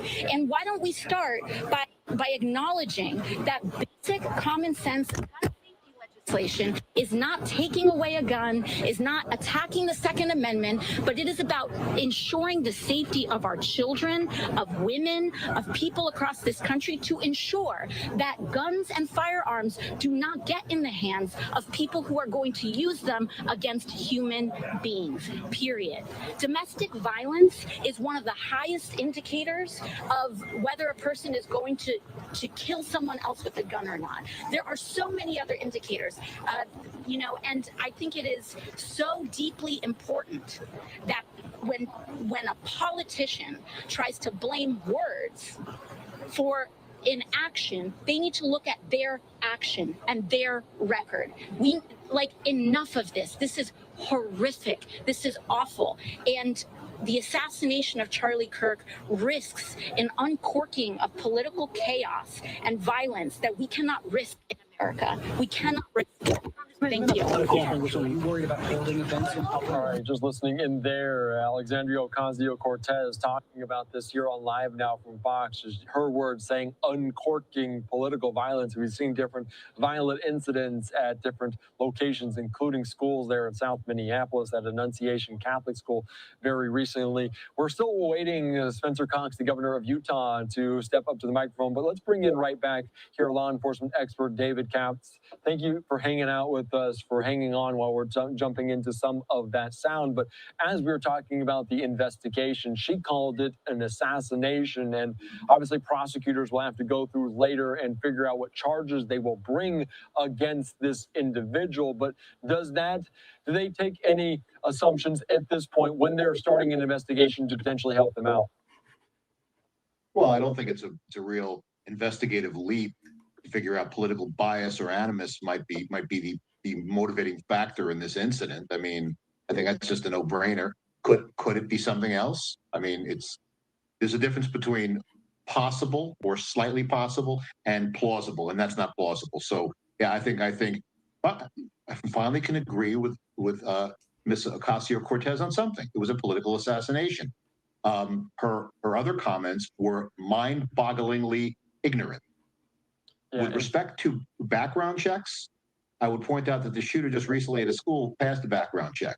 What is not being done is the modification of HIPAA laws, where we have individuals who are under psychiatric care, who are interacting with medical professionals who can certainly, or even school counselors, or anyone in a capacity to make an evaluation as to their mental state or personality disorders, who cannot be reported in any sort of government database as being a person who maybe should not have access to a firearm. With respect to Ms. Ocasio-Cortez's comment about domestic violence, it's again, if you have a conviction of domestic violence, you're not getting a firearm, at least not legally. So that whole diatribe was absolutely incorrect, and I think it's an attempt to avoid just owning up to, yes, Charlie Kirk has been demonized as a junior Adolf Hitler, as Donald Trump has, and that somehow emboldens and empowers people who may or may not, by the way, may or may not be mentally unstable. They could be very rational, but believe they're stopping the future Hitler. Yeah, no, and of course, that is potentially a conversation for another day. David, hang with us. We got more lawmakers speaking. We're going to take you out right now. Marjorie Taylor Greene, the representative from Georgia, now speaking with reporters. And his two young children, and of course his family, and the whole Turning Point USA family, and it's the worst thing. Shocking, and everyone's really devastated. My children are devastated. Just everyone I know. There really aren't words. Can you speak to his importance to the conservative movement, to your own political rise? I really think what was great about Charlie Kirk, and I was just telling Tia this, is he would go on college campuses and tell young people to get married and have children, and just talk about how wonderful it is to be married and have children. He shared the word of God.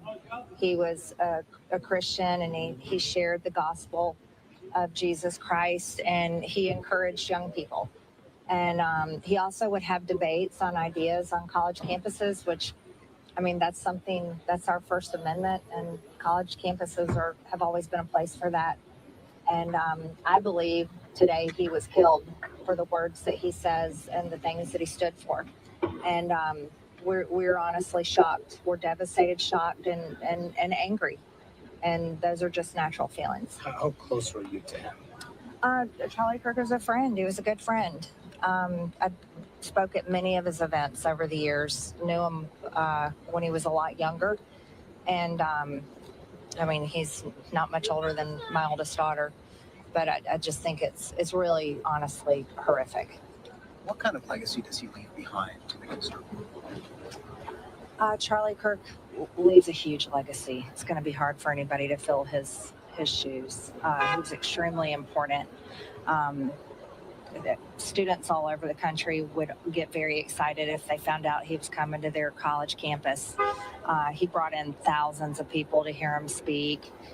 Even people that didn't agree with him would come, ask questions, even argue with him. He was always about the debate, and Charlie Kirk was never for violence. And to see him murdered in such a graphic way in front of the camera, and that video is too gruesome. Honestly, I hope it gets taken down. I don't think his wife or children one day should ever see it. I really hope it gets taken down. But I'm at a loss for words, and I'm not often at a loss for words. How concerned are you about your own safety in the wake of this attack? And he's a giant on the right. You were a giant on the right. Yeah, Tia had asked me that too. Of course, I am very concerned. I have some of the most death threats in Congress, and they're always ongoing. But again, today it's not about me. Today it's about Charlie and his wife and his family and everyone that's mourning his loss. Thank you, Congresswoman. All right, just listening in there, Marjorie Taylor Greene talking about the impact as Charlie Kirk leaves behind his wife and 2 children. You heard there Marjorie Taylor Greene talking about just the connection, since she is her mother herself, saying that the children are in similar age. And I do want to get back to this as the manhunt continues, and just to reiterate that they did initially say a suspect was in custody. They are backtracking on that. The Washington Post saying a person who was taken into custody after the shooting of Charlie Kirk was not the correct person, said a spokesperson for Utah Valley University. The shooter remains at large. We're expecting an update right now from Utah Governor Spencer. This video right here never really existed. It got over 8 million views. It's one of the first videos that is completely AI generated, that has gone viral and is making its owner hundreds of thousands of dollars in revenue. The AI revolution is here. You can either cry about it. And with us as we kind of jump around to all these live feeds during this very dynamic moment. But we know that the governor is going to speak here momentarily. We know that there is no suspect apprehended, at least reported right now. What could he be talking about? Is he just there to reassure people potentially? I mean, there's always that aspect. I mean, the governor, well, first of all, the governor has to make a statement, given the high-profile nature of this incident. I'm hoping there's something a little more concrete that they can, maybe they've identified, an individual of interest. I'm hoping that's the case. The idea that they're this far along and not saying anything, that's a little distressing, given the fact that the shooter was clearly at large on campus with all those folks going on, in the area. That could have been another tragedy. But on the other hand, in law enforcement, the cops who are tracking down or trying to track down the shooter, I mean, it's not part of their mindset to we got to put something out for the media. So, I mean, as far as the ones who are doing the hunting, I don't expect anything from them. The politicians, on the other hand, may drop something. And do you think that, I know this is the governor, but we might see law enforcement alongside, do you think they'll be asking for the public's help, assistance, trying to find the identity of this individual to see who they are or where they may have gone? Yeah, I mean, there's always a possibility that this individual, whoever it may be, has made social media threats or had told somebody, in their inner circle that they were contemplating doing this. So that would certainly be helpful if that in fact was the case. As I mentioned, and I don't know this for sure, but my guess is they've got good video, if not from the camera systems on campus, but from the thousands of people who were thronging the area. But I mean, these days, you could be in front of an ongoing train. Instead of getting out of the way, you put your phone up because you got to take the video. So I don't think there's any shortage of footage. I'm hoping they've made some identification. Maybe they'll show a photograph, and the publicity will get some public awareness and help. And I asked this to Randy Sutton as well, but since we don't have a suspect right now, we don't really even know if he's still on campus or not. How wide of a net do they cast? Is it something that they go outside of the city, outside the campus? How wide is it? Well, if you think about when this happened and where it happened, how far can you get to a train station, a bus station, a depot, an airport? Can you keep driving for hours? You could literally be hundreds of miles away, and if you got on a public transportation or on a flight, you're on the other side of the country or on the way. So it's unfortunate that they put out right away that the shooter was in custody, because that prevented any. They probably didn't even have the idea. Well, okay, we don't need to shut down the area around the college. That would have been helpful, but they didn't have to do that because, as it was reported, we have someone in custody, so why bother? So I think that was a crucial mistake.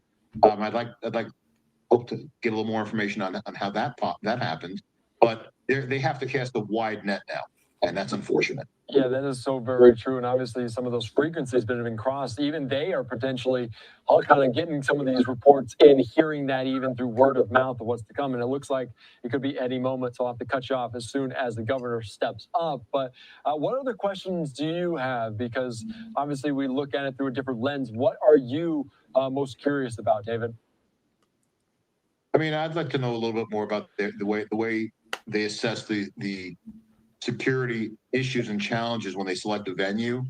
I mean, that's something that I think needs to be looked at, especially for high-profile, individuals on on any side of the political spectrum, or even with celebrities. So that's something that I'd be very curious to find out whether they factored that as a possible threat in their security plan. By the way, they actually factored in and planned for an emergency evacuation. How do you know that? They positioned their cars properly. They had a team dedicated to grab him, to do that grab and go. So they clearly had some planning involved, but it could very well be that they say, look, we're in venues like this all the time, and how can you protect our client from people shooting from a high place, hundreds of yards away? I mean, there are set things you can do, but it is tough in the civilian sector. Secret Service, less so. They can do it. In private security, it's much, much harder. Yeah, and like you mentioned, obviously some of this isn't the first campus that Charlie Kirk has attended. He's been to a variety of campuses through the campaign trail, 31 years old. They're the co-founder of Turning Point USA. So I do really quickly want to take us back out to Capitol Hill. David Katz, hang with us here. Jamie Raskin now at the mic answering some questions. Let's listen in. Political rhetoric goes, though, do you believe that lawmakers on both sides need to tone this down? Sure, I definitely believe lawmakers need to tone it down, and we should do our best to try to make friends with people on the other side of the aisle. I mean, we're all Americans, right? So I just don't accept the idea that to belong to a different political party means that you're in some kind of enemy camp, and we all have to reject that and struggle against it. How do you struggle and reject that? I mean, it seems like so much of this comes from a cultural animus that's almost bottom up in a sense. Can you really display a top down sense of an example to follow that you think will be effective? Well, I think no, but we can display bottom up forms of friendship and relationship. And I hope we all can do it. I mean, obviously in the House of Representatives, we got 435 people. You can't make close friends with everybody, but everybody can try to make friends with some people who are outside of their immediate, state or political group. I certainly try and do that, and I hope we all will try and do that. But it's a very dark time with the political violence spiraling out of control, and gun violence a threat to everybody in the country. You and other members of the former January 6th committee had stepped up security in the days after that committee. Are you worried for your own safety and the safety of your colleagues? I mean, I'm worried for the country that we're in this state. We've got to step away from violence as a way of people expressing political differences or even, passionate feelings about things. We can model for our kids that we know how to use words, we know how to use language, we know how to have conversations.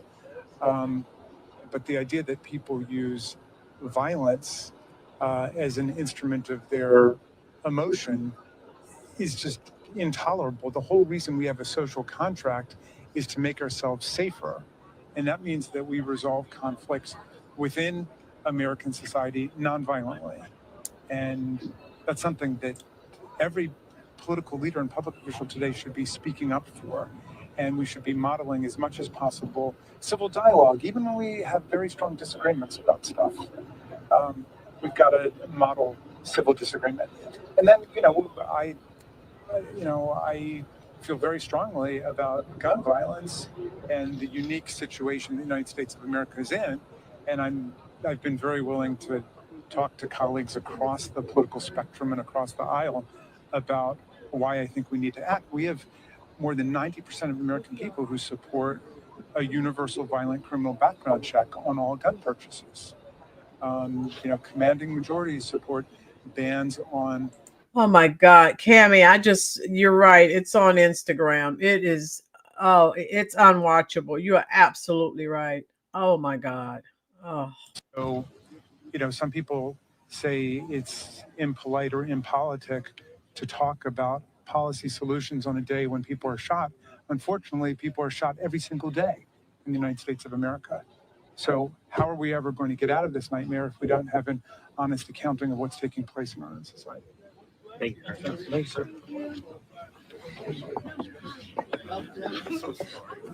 Why are they showing this on social media? And again, the idiots are cheering it.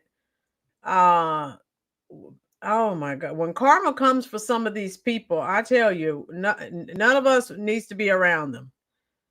Oh my God. Oh.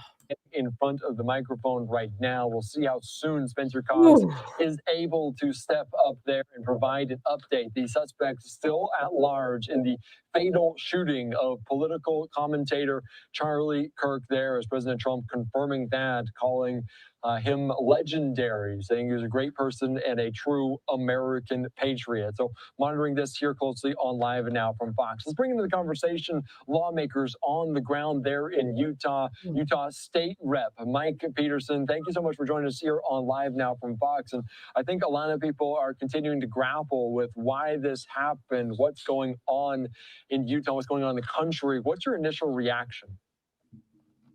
And my initial reaction is absolute disappointment, sadness, heartbreak, and there's to be honest, there's anger, there's disgust, but primarily I'm just so heartbroken. Charlie's been such a wonderful voice. He's such a bright young man, faithful and just full of smart and articulate and able to persuade people so well. We're gonna miss him dearly. All right. So thank you so much for that. And can I ask you just where are you located right now? I know you went to BYU, familiar with kind of that area near Orem. Can you tell me any more about that? How familiar are you with the community? Can you tell us what that community is about? In fact, my first college experience was at the same university, at Utah Valley University. That's where I started. And then I went from there to BYU, and then came up here to Logan, went to Utah State University to get my PhD. And can you just speak to the community? What are they about? Obviously, we saw hundreds of people there at this event. Can you speak to that? Were people excited to see Charlie Kirk today? Oh, you could tell by the crowds. And in fact, at lunch today, everyone I was talking with was about, because he's going to be here, and he was going to be here in a couple of weeks, and everybody's excited about Charlie to come and get to see him in person and talk with him. This is boy, Jesus. How you doing, ZG? Yeah, tomorrow's 9/11, so I'm already sad. Seashells, how you doing, love? Hit the like button, please, and if you're not subscribed, please go ahead and subscribe. An inanimate object can't do without a user. Okay. Christian Gonzalez, see, now they want to talk gun control. Oh, okay, here we go. Let's see.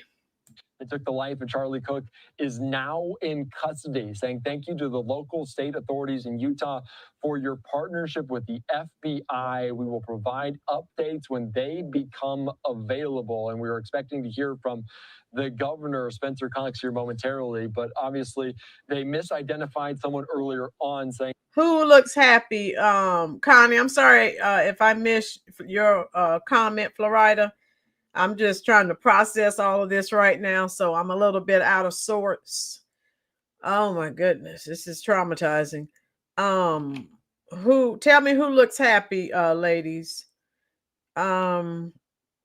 Seashells, as always, word salad. I didn't understand the word he said. Eventually, he wasn't too shocked or too upset over the death. I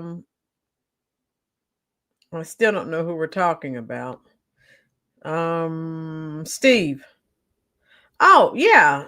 You know, they're just as fake as a $3 bill.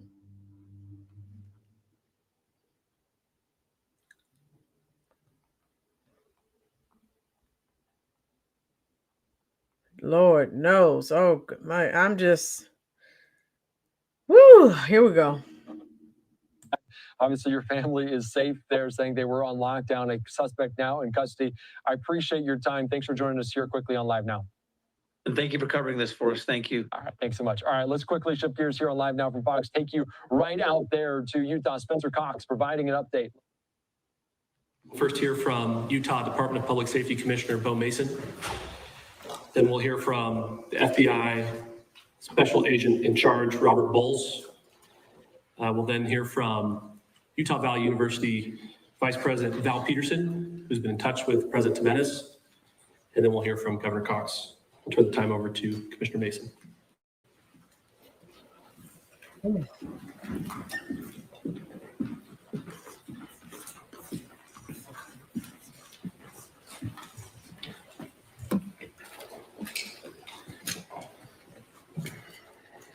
Hello, everyone.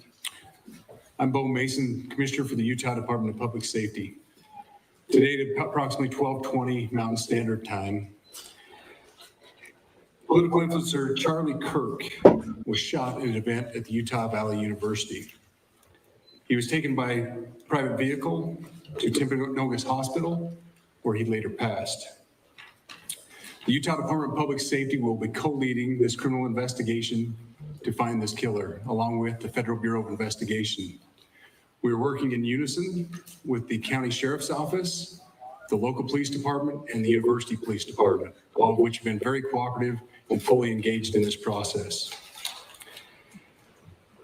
Shortly after the shooting, we did have a suspect in custody, George Zinn, but he was released from custody after we identified that he did not match the shooting suspect and was not an accurate person of interest. However, he has been booked into the county jail by Utah Valley University Police Department for obstruction of justice. We do still have an active investigation for the person of interest. This incident occurred with a large crowd around. There was one shot fired and one victim. While the suspect is at large, we believe this was a targeted attack towards one individual. This is a tragic moment in our state and in our country. As we heal, we encourage everyone who is struggling with news of the incident to call 988, our state mental health crisis line. In addition to that, our partners with the FBI will also be discussing other ways we can communicate through the public for tips and other information. Thank you. Good afternoon.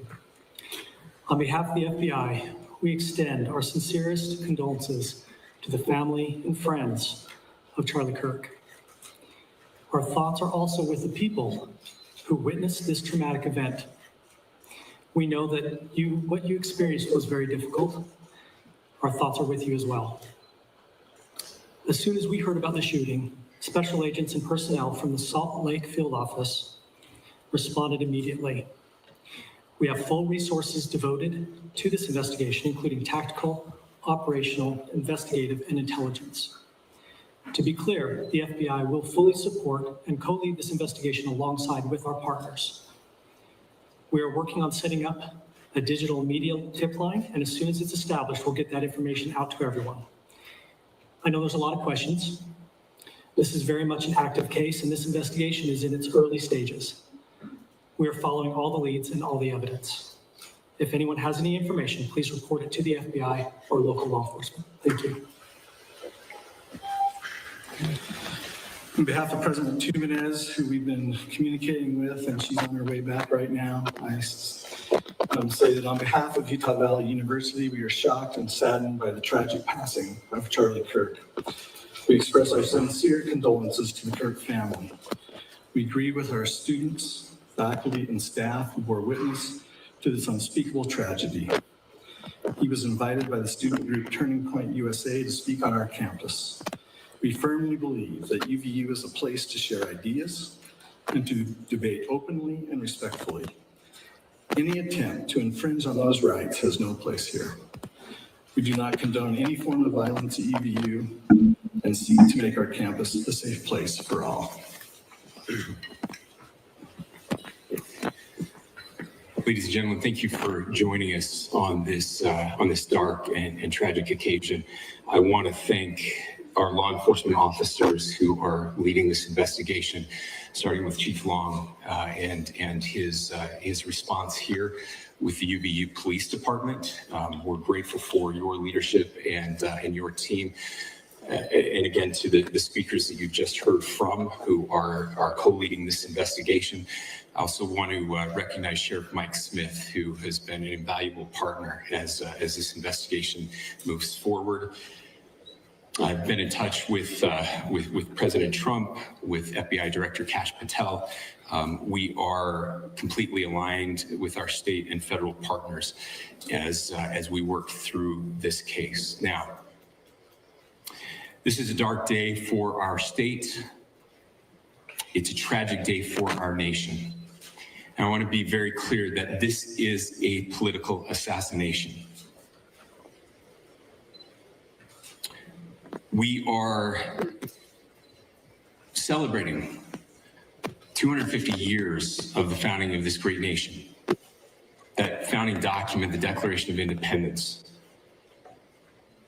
that this great experiment on which we embarked together 250 years ago, that we are endowed by our Creator with certain unalienable rights. The first one of those is life. And today, a life was taken. Charlie Kirk was first and foremost a husband and a dad to two young children.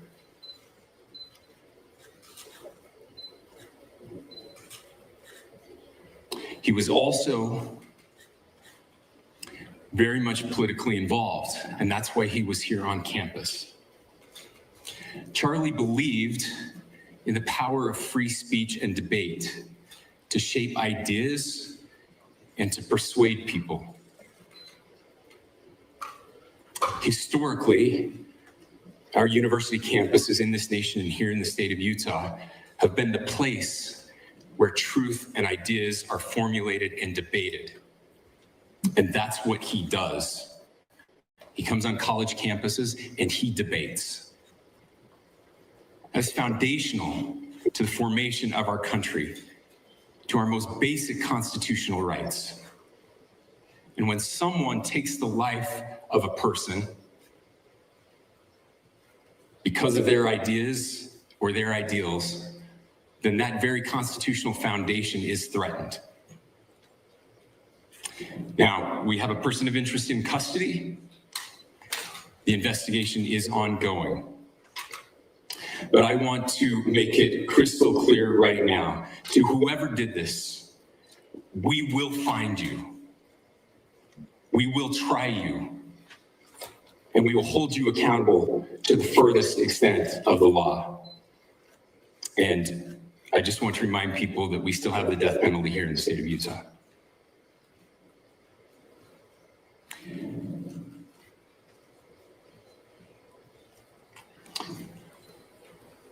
Our nation is broken.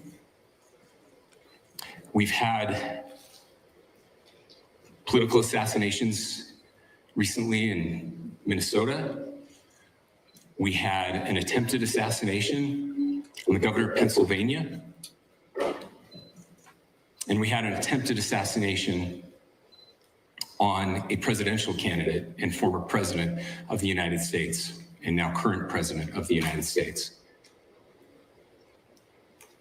Nothing I say can unite us as a country. Nothing I can say right now can fix what is broken. Nothing I can say can bring back Charlie Kirk. Our hearts are broken. We mourn with his wife, his children, his family, his friends. We mourn as a nation. If anyone in the sound of my voice celebrated even a little bit at the news of this shooting, I would beg you to look in the mirror and to see if you can find a better angel in there somewhere. I don't care what his politics are. I care that he was an American. We desperately need our country. We desperately need leaders in our country. But more than the leaders, we just need every single person in this country to think about where we are and where we want to be. To ask ourselves, is this it? Is this what 250 years has wrought on us? I pray that that's not the case. I pray that those who hated what Charlie Kirk stood for will put down their social media and their pens and pray for his family, and that all of us will try to find a way to stop hating our fellow Americans. With that, we're happy to take a few questions. The FBI director is posting that a suspect is in custody. I would just like clarification. Do you or do you not have a suspected shooter in custody? We have a person of interest in custody that is being interviewed right now. That is not George Zinn. That is not George Zinn. That is correct. Are you still searching or looking for another shooter or anybody else related? Yes, we are actively looking for anyone and everyone who has any possible information relating to the shooting. Can you tell us details about the suspect being taken into custody? Where, how long ago? We cannot at this point, but we will get you that information when we can. Is there believed to be a second individual involved in the shooting? At this point, there is no information that would lead us to believe that there is a second person involved. Can you guys talk about the possible shooter?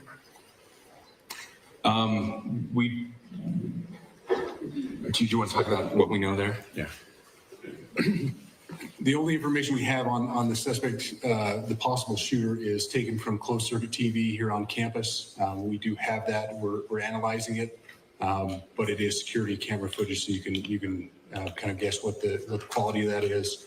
But we do know dressed in all dark clothing, but we don't have a much better description other than that. Where do you think the shot came from? The shot came from here on campus, from a location at a third, potentially from a roof, yes. A longer distance shot from a roof. So to clarify, with the security camera footage you have and the person of interest that's in custody, does that match up? That's what we're trying to decipher right now. So did FBI or DHS have anything on the threat board this morning? I can't speak. I'll just say that the investigation's ongoing, and as soon as we have further information, we will be sure to release it. Any indications of foreign intelligence involvement? As of now, I can't comment on any of that. Can you talk a little about the security of the event itself? Who was there security-wise, and what happens on these kind of events? So my name is Jeff Long. I'm the police chief here at UVU, and I'll tell you right now, we're devastated. We're a small police department. We have a very large campus. We have over 40,000 students, and we love our students. We love our visitors, and we're devastated by what happened today. This is the police chief's nightmare. I'm very saddened for the Kirk family. I know his wife and parents found out about this. Obviously he's away from home. He's here in Utah. They find out by a police officer that visits their home. That's tragic. Nobody wants that. But I can tell you about our venue today. This was an open venue. This was outside. We did have 6 officers working that event. We had probably over 3,000 people that were in attendance. It sat down in kind of a bowl area here on the central campus. We have a waterfall area. And so he was kind of in a lower area surrounded by buildings. We had some plainclothes police officers that were in the crowd as well. We train for these things, and you think you have things covered, and these things, unfortunately, they happen. You try to get your bases covered, and unfortunately today we didn't. And because of that, we had this tragic incident. So we did have officers there. We had Charlie Kirk's team. He has a security team that travels with him, and they were here with him when he was shot. Was the gun recovered? I'm sorry, see? Was the weapon recovered? At this point, I can't disclose that. When there was a question being asked about mass shooting. Was that person apprehended? And do you know who asked that question? Say the question again. I don't know if I understand what you're saying. When Charlie Kirk was shot, he was answering a question about mass shootings specifically. Was that person apprehended? And do you know who asked that question? I do not. We do not have that at this moment. Ladies and gentlemen, we have time for just one more question, so thank you. Yeah, a question for the chief as well. Was it your team or Kirk's team or a combination of both that kind of set the security protocol for the event? So we work together. He has his team, and they do this all over the country. We all know that. This is not uncommon for them. They're very comfortable on campuses, and I was coordinating with his lead security guy, and so yeah, we were working together. Was this a sharpshooter type shot? Was this Ladies and gentlemen, those are all the questions that will be answered today. Again, thank you for covering this. We will be updating you as soon as we have additional information through normal channels, working with law enforcement. Again, our deepest condolences to the Kirk family and to the students who were there today. I would just ask everyone everywhere to please pray for their family and to pray for our country. We need it now more than ever. Thank you.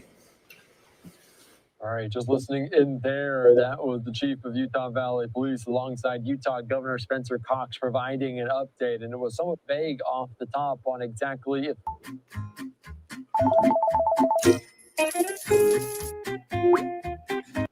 saying a person of interest is in custody. They're not looking for a second potential shooter or anyone else associated with that person. They are trying to get witnesses and different perspective on this, but a person of interest, they're not calling it a suspect at this point. So obviously also calling it a dark day, a political assassination. That's what Governor Cox of Utah said there at that press conference, flanked by different law enforcement, including the FBI. And this was the post from Kash Patel, the FBI director, that came down just immediately prior to this event, saying the subject of the horrific shooting today that took the life of Charlie Kirk is now in custody. Thank you to the local and state authorities in Utah for your partnership with the FBI. We'll be providing updates as they become available. They also didn't get into too much of the investigation, but they were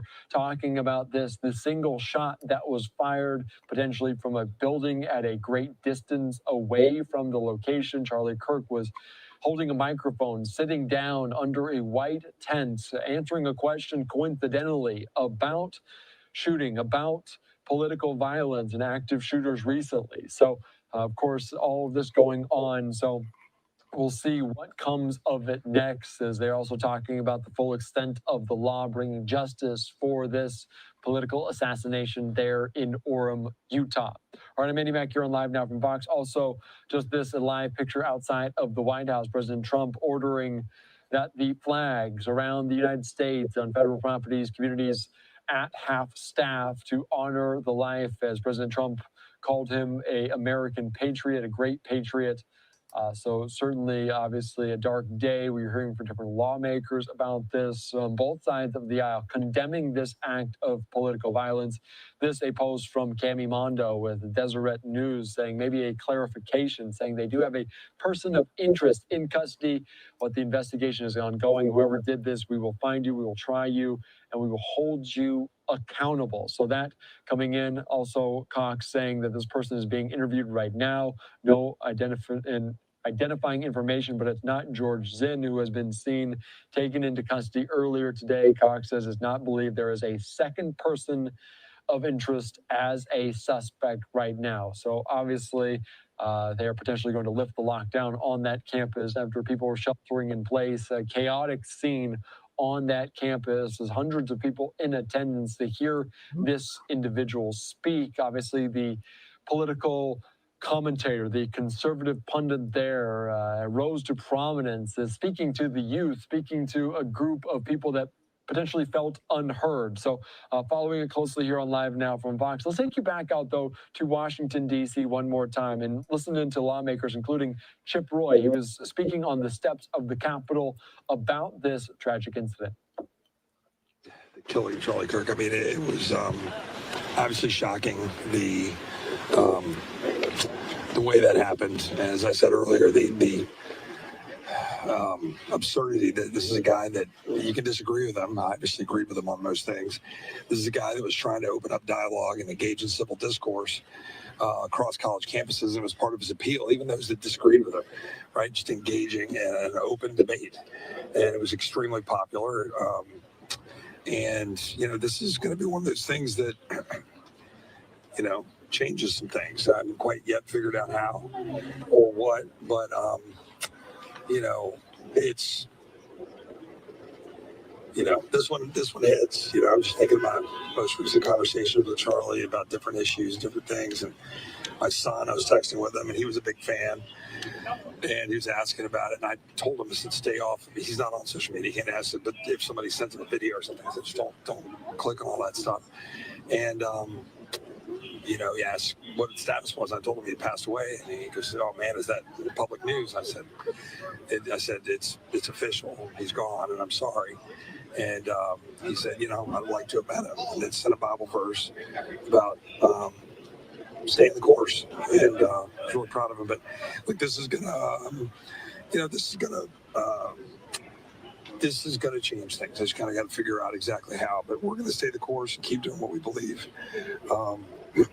But a country that's turning its back on our collective faith as a nation. This is why we're seeing a breakdown in our ability to band together. We got to do something about that. How do you turn down the rhetoric, turn down the threat of political violence?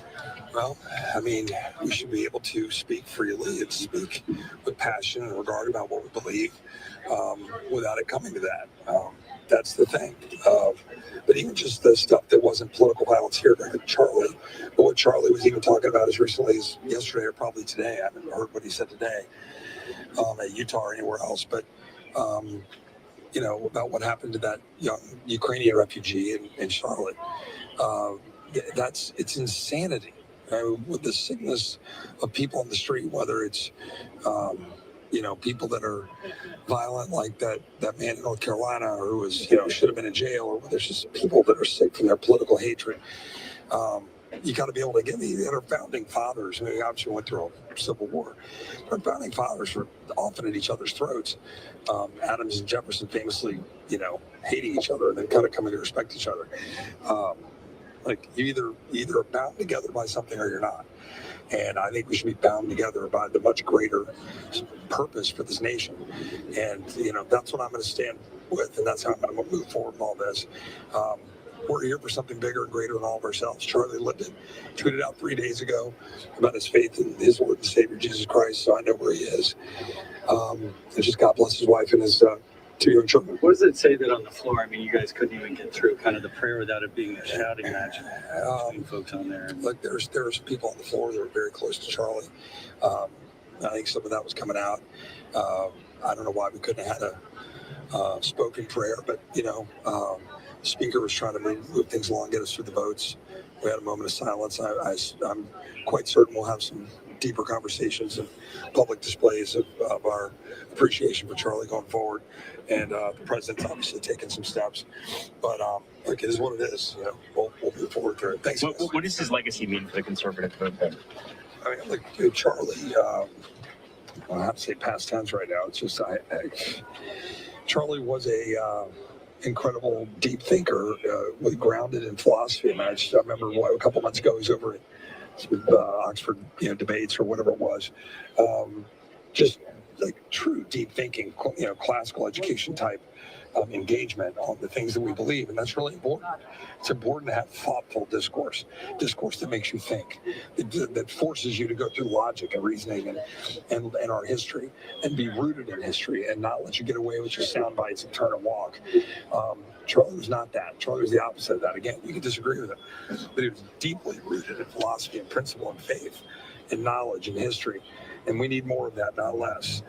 We weaken the country today with the loss of Charlie because that kind of discourse is necessary. It's like William F. Buckley having deep thoughts and conversations with firing line and other stuff. We need that. We don't need soundbite Twitter wars. We need deep philosophical engagement to carry our country forward. Charlie represented that, and I hope we'll continue to do that going forward. All right, thanks, guys. Thank you, sir. All right, just listening in there was Chip Roy talking about that, the moment of prayer, the moment of silence on the House floor to remember Charlie Kirk and honor him in that way. Of course, we are learning more information about it. We're hearing more about the impact he had. Let's take you back out, though. Other lawmakers, including Republican Representative Anna Paulina Luna, she was speaking on the steps on the floor, a potential shouting match that began there as they were honoring Charlie Kirk. Let's just listen to her. The fact that we asked for a moment of prayer for Charlie Kirk, and then the Democrats decided at that point in time to try to shout that down. First and foremost, Charlie Kirk is now pronounced deceased. He was murdered. I don't know anything about the suspect yet. I think everyone's waiting to hear that, but that type of rhetoric is the exact type of rhetoric that got him killed.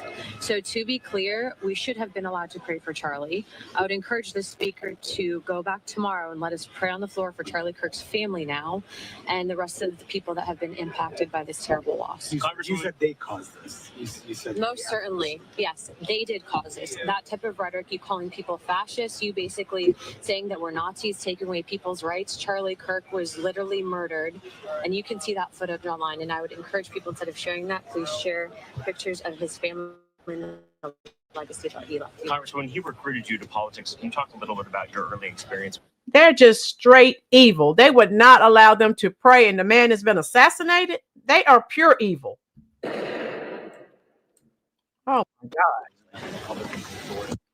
There, are you just listening in there? Anna Paulina Luna talking about some of the disagreements taking place on the floor. This during that moment of silence in our nation's capital about Charlie Kirk, his impact there, and now the remembrances as they hope to pray for his wife and two children, Erica and those two kids. So we're also learning more, hearing more from people there on the ground in Phoenix, Arizona. That's the location of Turning Point USA, the group that Charlie Kirk founded. Plenty of people out putting flowers down on this facility, as you can see a close-up angle, but also further away, as we do see different people already in attendance to pay their respects there in this way, in any way they can, shape, or form.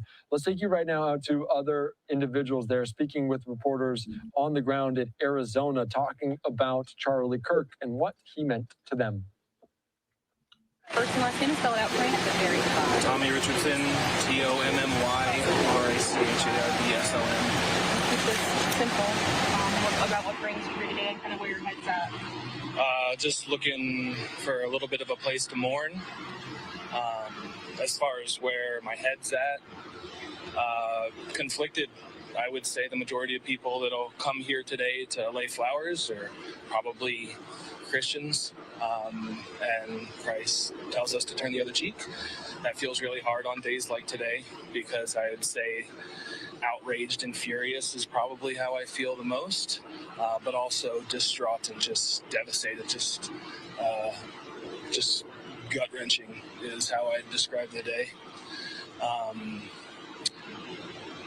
Special thoughts to the family. I have young kids of my own. And just when you see things like that, I mean, I'm in my 30s.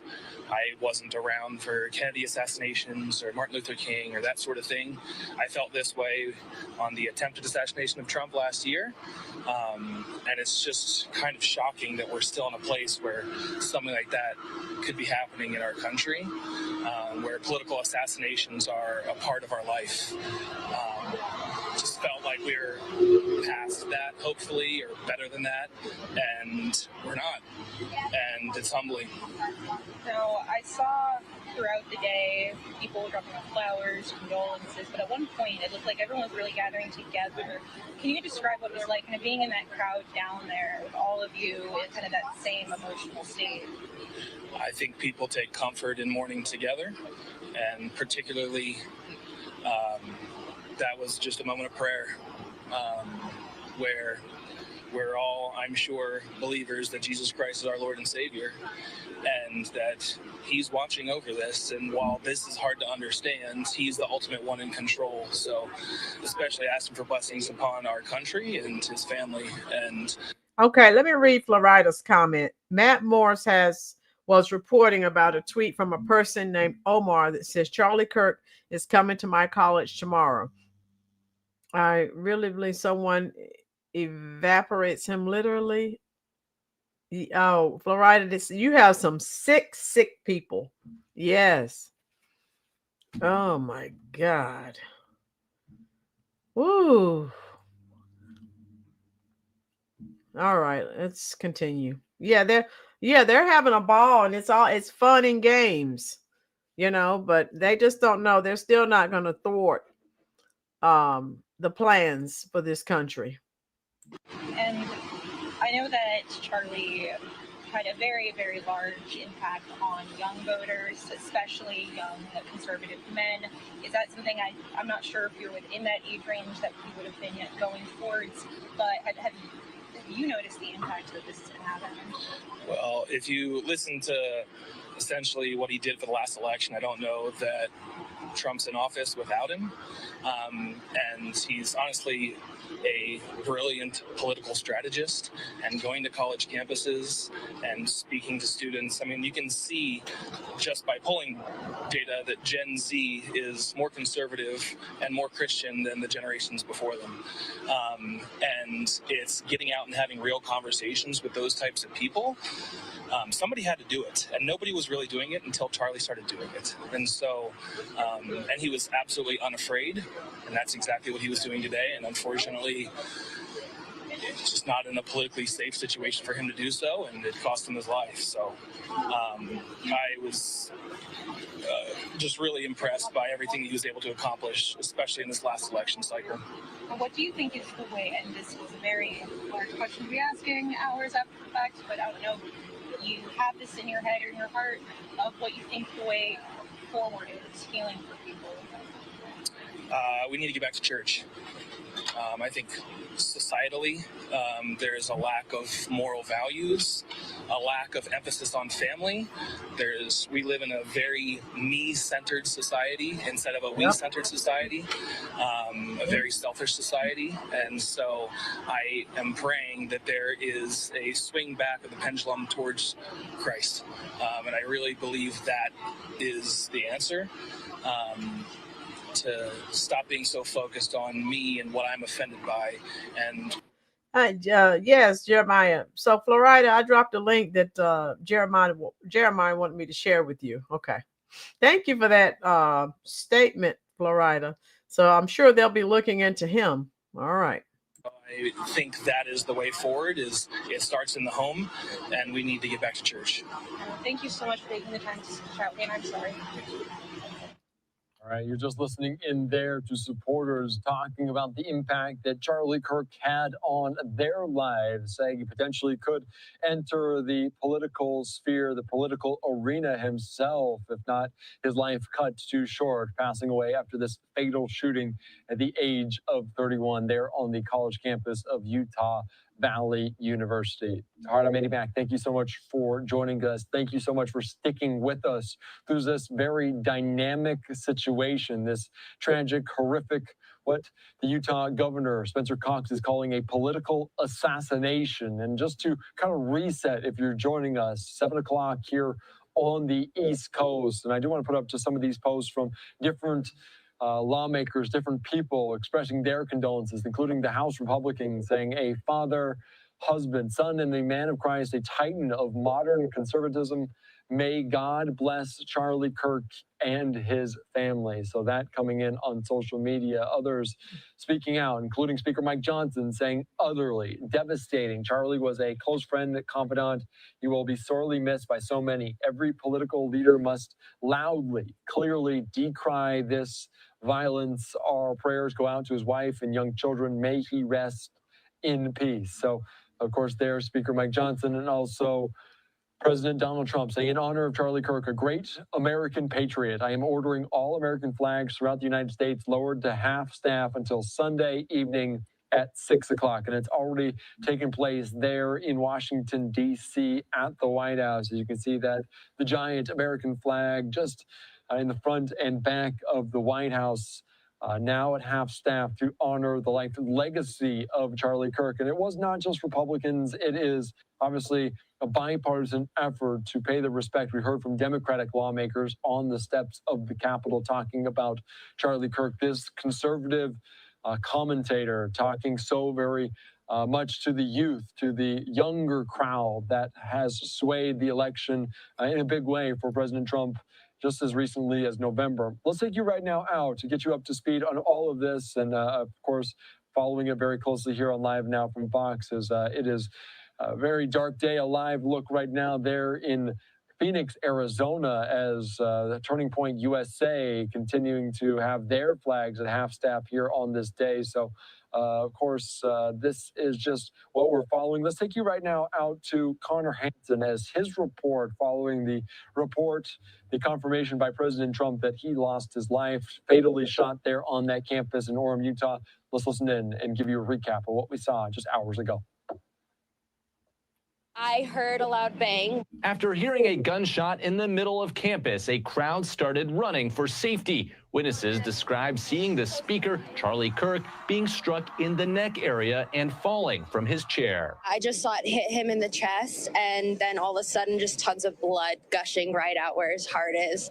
And then he fell over and slumped down, and everybody got down and was screaming. A spokesperson from Utah Valley University says the shot was fired from a building about 200 yards away and that the campus closed for the rest of the day. Former Utah Congressman Jason Chaffetz was at the event and witnessed the shooting. As soon as that shot went out, he fell back into his left, and everybody hit the deck. Charlie Kirk became a highly influential conservative activist and influencer after starting Turning Point USA. The group has a presence at thousands of universities and high schools and regularly holds campus events. Kirk is credited for helping President Trump win over young voters and win back the White House. Support for Kirk after the shooting has been bipartisan. I mean, it's just another horrible act of political violence that has no place in our country. All right, Connor Hansen there reporting. And again, back out there at a community that Mark Keller represents, Turning Point USA headquarters, you see flowers and a family paying their respects to this, the co-founder of that organization, this conservative commentator. As you can see, people out and about paying respects in some way, any way they can for this individual. So it's a very somber moment. People there coming together. I don't know where they're going to lay these at the front, giving them out. As, of course, one of those supporters said that potentially they saw Charlie Kirk as a future governor of Arizona, a future leader in the United States. Let's continue on, take you back out to other lawmakers talking about some of the impacts that Charlie Kirk had on them, their influence, their impact, and some of the memories they have, including from Marjorie Taylor Greene. Let's listen into this. That's something that a lot of us were talking about on the House floor. Yeah, and we've already heard what Marjorie Taylor Greene had to say. Megan, thank you for your compilation reporting. Oh, yeah, no problem, Megan. I found out as soon as I got home, I said, let me jump on. When I need to talk to things, I need to talk with you. And I know we sort of help each other work through these situations. Just wow. I just can't. What a day. I was having a good day, and then all this happened. So there's just a lot. And as I'm watching, it is all over. It's all over social media. Lord knows this is just, oh my goodness. This is a lot. And they don't care that you know, his family, his wife or children may see this footage one day. They don't care.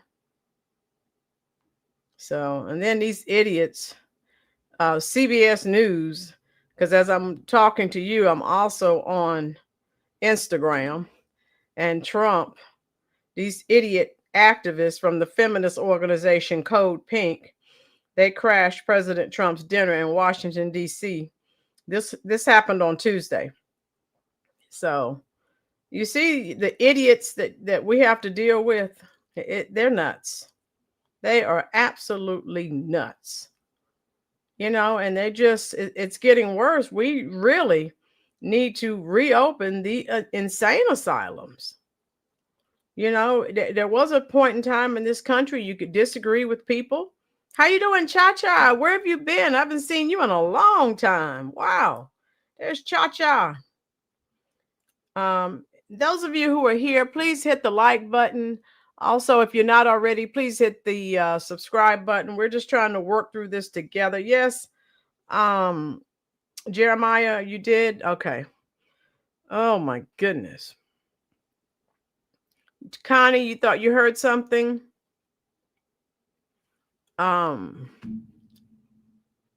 Yeah, Maga, that would be a good idea to put your flag half staff. Cha-Cha, where have you been? We have not seen you in since like forever. I thought about you recently. I didn't know what happened, but I know life happens. You don't mean for it to, but it doesn't ask. It just happens. This has just been a devastating day. I was like, oh my God. And I agree with I think Tijuana border jumper. I think he's gone. But when they said, now initially when I came home and I started watching it and they said he was just in critical condition. Patriot Roy, I think you were here and you said, some of you were saying there is no way that he survived. I mean, because like I said, I just watched it. It's all over Instagram. There is no way, because it's graphic. And a couple of you were saying, those of you who saw, how you doing, Jada? Yes, make asylums great again. Yes, there are too many psychos walking around. Was it you earlier that said that, Patriot? Maga, you said it. Okay, I know some of you were saying it. Yeah, because like I said, I just watched it, and there is no way. So I know when I came home, when I got off from work, they were saying, he's in critical condition. No, anyone who watches that happen, actually watches that video, there is no surviving that. No. Maga, you were saying it, and then I think Patriot or someone else earlier was saying the same thing. So now I understand. Oh my God. Oh goodness. That's what my husband said. Right, Maga, there is no way. So I don't know why they were telling people, unless they just didn't want to release it, while they were saying he was in critical condition. They said they have a person of interest in custody, but Maga, anyone who watches that, Jada, it will never leave Jada is horrible. You're right. Jada, I think you're new here, love. Hit the like button and also hit the subscribe button. Now, also on Instagram, I just shared it with Florida. There's an older man, looks like some old liberal, some old hippie from the 60s, as I think someone said, that they were arresting to, I guess, talk to. So I don't know if that's the person of interest. Patriot, I'm here lurking on 8 different pages. Okay, Patriot, hey, Patriot, when something this traumatic happens, yeah, you kind of, thank you so much, Jada. Let me welcome Jada. She's new to the Rolynn Reviews family. Everyone, please say hello. My youngest daughter watched it and she said it is horrific. Yet my girls, do not watch it. Do not watch it. If anyone goes to their Instagram page, it is all literally That's the first thing that's going to pop up because that's trending. And look, think about all the people that were there sharing that video. They were recording it. Now they're sharing it all over their social media platforms for likes and clicks. We know that. But that's just where we are at this point, folks. Yeah, Jada, we're glad you're here. We try to call out all of the hypocrisy that we witness, and we do that frequently, okay? And we have a good time here. We have an excellent community. I can't tell you all how many people have told me, and I've even had coworkers tell me that this is one of the best chat communities they have ever seen. And I said, yes. I said, we share and disseminate information, but we also have a good time. Tina, yes. Some of those people may have to go get there. That is traumatizing. Oh my God. Florida, I shared it with you. And again, I just went to Instagram. I wasn't searching for anything. As soon as I opened up my Instagram app, boom, there it was. Joyce Wilcher, why are you still in them now? What are you talking about, Joyce?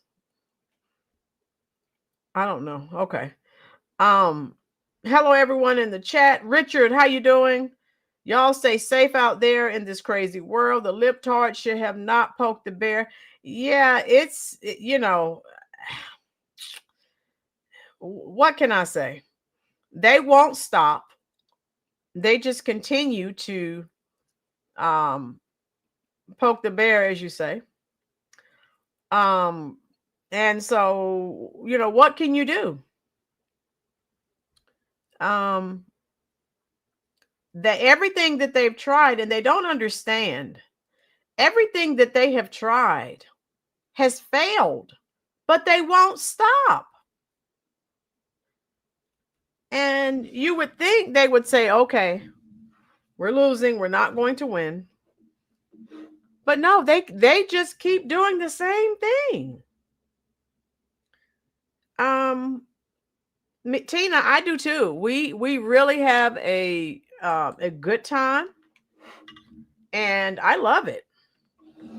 I love it. And like I said, when something happens, it's cathartic for me to jump on and talk to you. Jada, I don't know how many Gen X's are here, but Wolverines, Jada, that's primarily the demographic of this channel. Gen Xers, boom. We have a good time. Today we're trying to help each other work through this trauma, but we do have a good time. My girls, they won't stop because the devil is their father. Yes. Everything they try. And we've said this several times on this channel in several videos. They're evil, they're satanic, they are demonic. And no lies were detected. Every time we say that, they do something else. So, you know, what do you do? They won't change. I heard they had a think tank. I'll probably be talking about this soon. They have a think tank where they're trying to change some of the things they're doing because they are losing so many people. And I thank God people are waking up, you know, to what is going on. I love it. So anyway, that's just where we are. And it's unfortunate that this is happening, but that's just where we are. We used to have a time where we could disagree. I wouldn't hate you. You wouldn't hate me. Life continued. But now, if you have a difference of opinion politically than I do, it's, you know, you stop speaking and communicating with people. You cut them off. And like I've always said, to me, relationships are more important than who you're voting for. But you know what? There's nothing you can do. Yes, Cha-Cha. There's nothing that you can do to stop them. Because I don't care. I don't care for the Democrats. I don't vote for Democrats. But if you do, I'm not going to cut off all communication.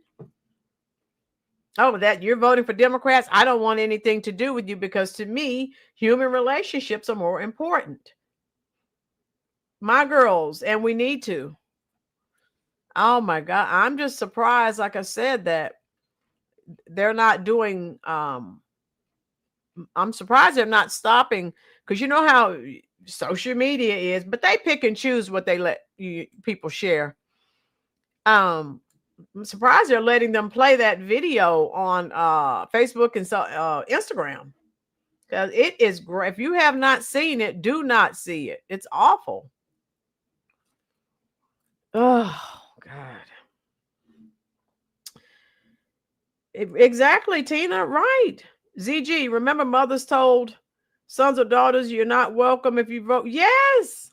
And the idiot Democrats, remember, that's what I have against Joyless Reed. Those black shields and gatekeepers, that's demonic. That is not in the Bible.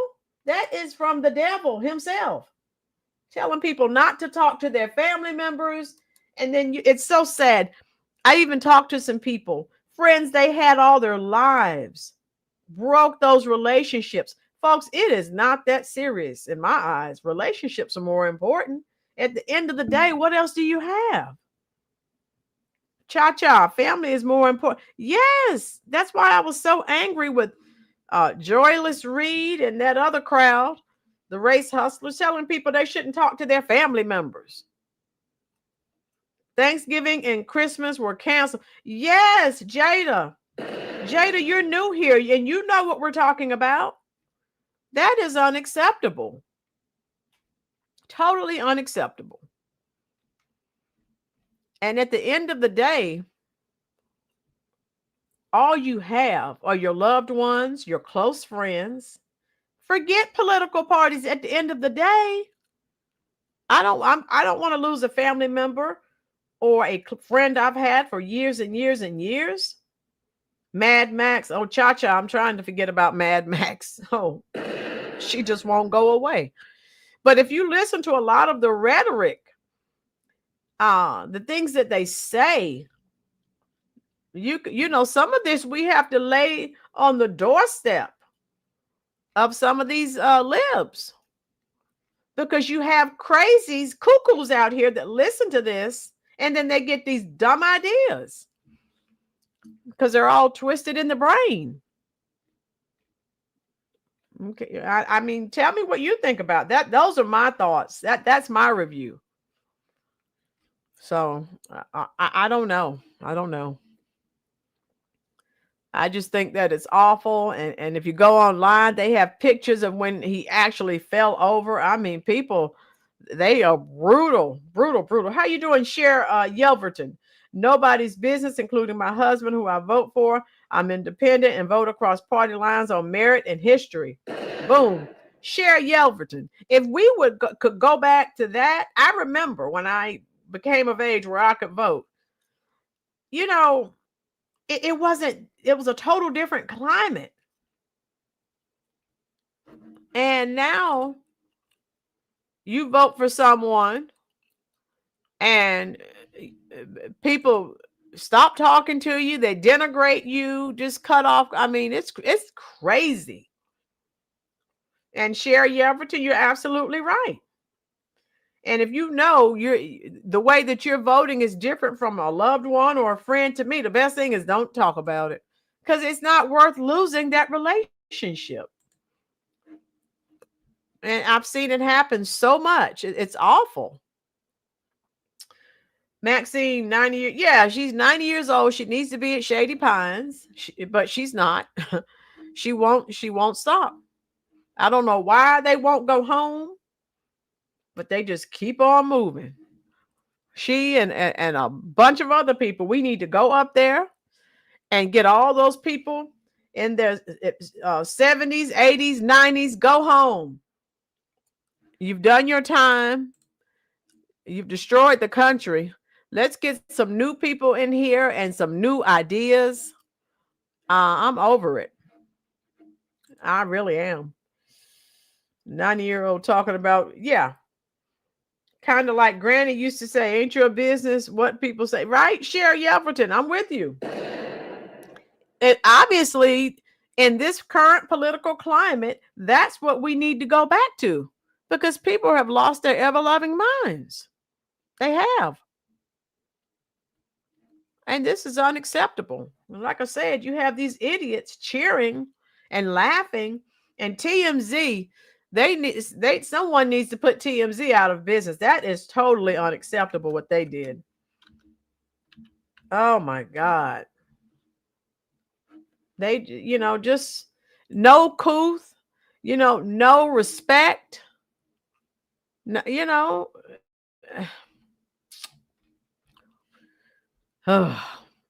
TMZ. Now, if you know anything about TMZ, they have the video up. So no one cares about his wife, his children, his mother and father. You can tell by the policies which side is good and which is evil. Yes, MAGA. Yes. Yes. I agree wholeheartedly.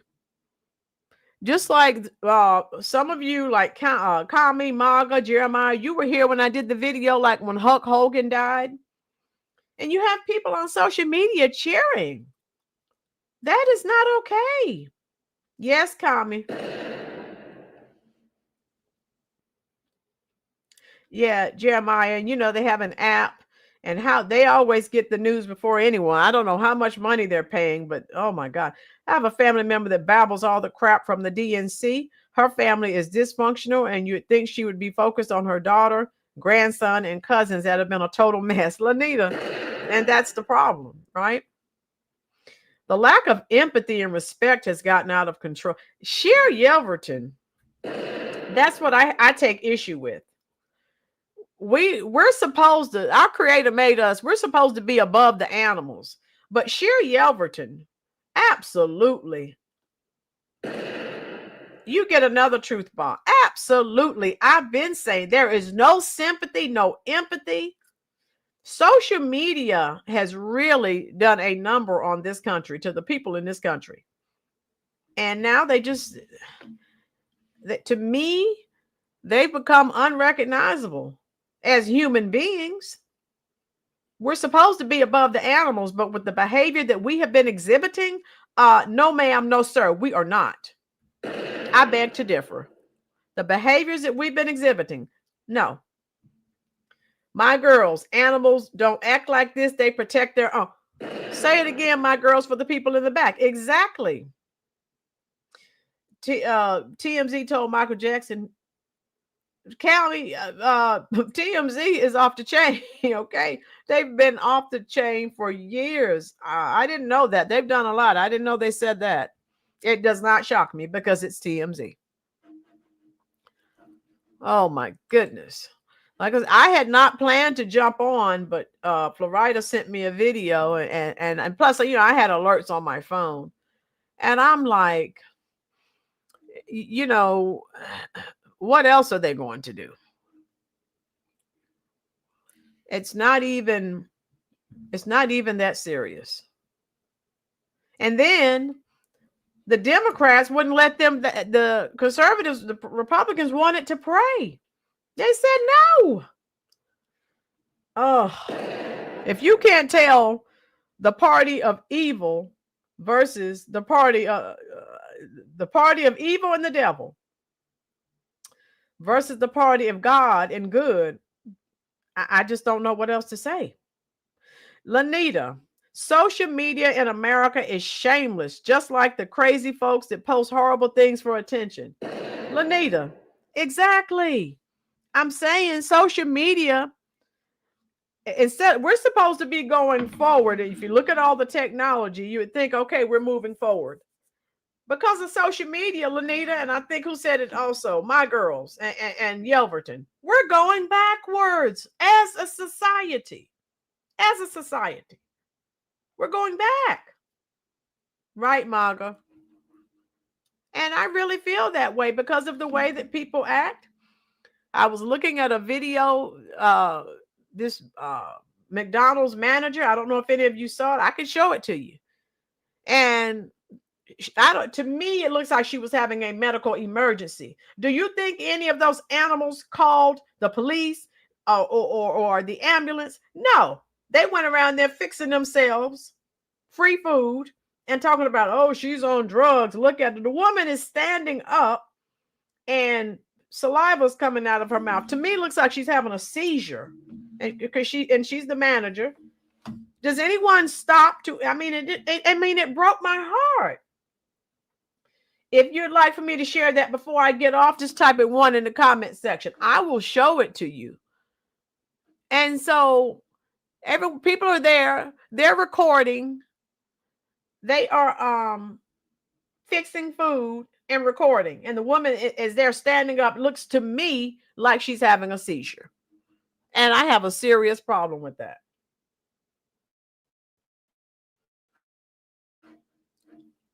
That's not okay. That's not okay. Sherry Yelverton, I'm 64. It's never been. Sherry Yelverton, you're older than I am. Sherry Yelverton, that's what I'm talking about. Okay. This is bad. This is bad. It's real bad. And okay, you want me to show it? Okay, I'll show this to you and then we'll get on. Let me go ahead and cue it up.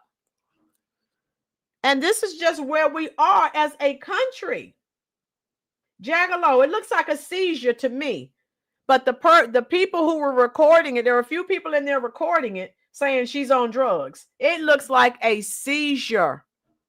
But no one bothered to ask, are you okay? They're just walking around the McDonald's making themselves bags and bags of food. It's disgusting. Oh my God. I'm sorry. I'm just dealing with all the trauma for the day. Forgive me. Oh God. Okay, let me cue this up. Let me show you. Instead, no one checked on this woman. Lanita, it could have been something to me. It looked like it was she was having a medical emergency. That any of these animals, as you call these feral people, I think it was Lanita that called them feral. Did anyone ask, ma'am, are you okay? No, they just proceeded to start making themselves food because it was free. It's disgusting. Let me show you. If you haven't seen it, I'll show you now. Let me see. There it is. Oh.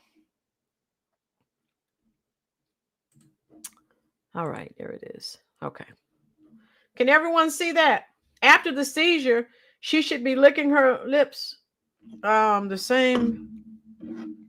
No, Florida, it won't work. Let me see. Let me see if everyone, I want to make sure everyone can see it. All right. Can everyone see that? You watch it. To me, it looks like the woman is having a seizure. I've seen people have seizures. That's what it looks like to me. Hold on. Let me get this. Let me make sure you can see it. The person who was recording the video said this McDonald's manager is high on drugs at work. That's what they said. But to me, it looks like a seizure. Okay. Watch this. Listen to this. Where's Lanita? Lanita, hear your feral people. Hold on. Let me get this. Stay up. Volume. Stay up. Okay. There we go. Here we go. They're making their own food, man. Everybody here trying to help her out. This shit crazy. Manager over here sleep standing up and shit. Me at McDonald's on Lindell, man. Check in. Look at my boy on the fries, cuz.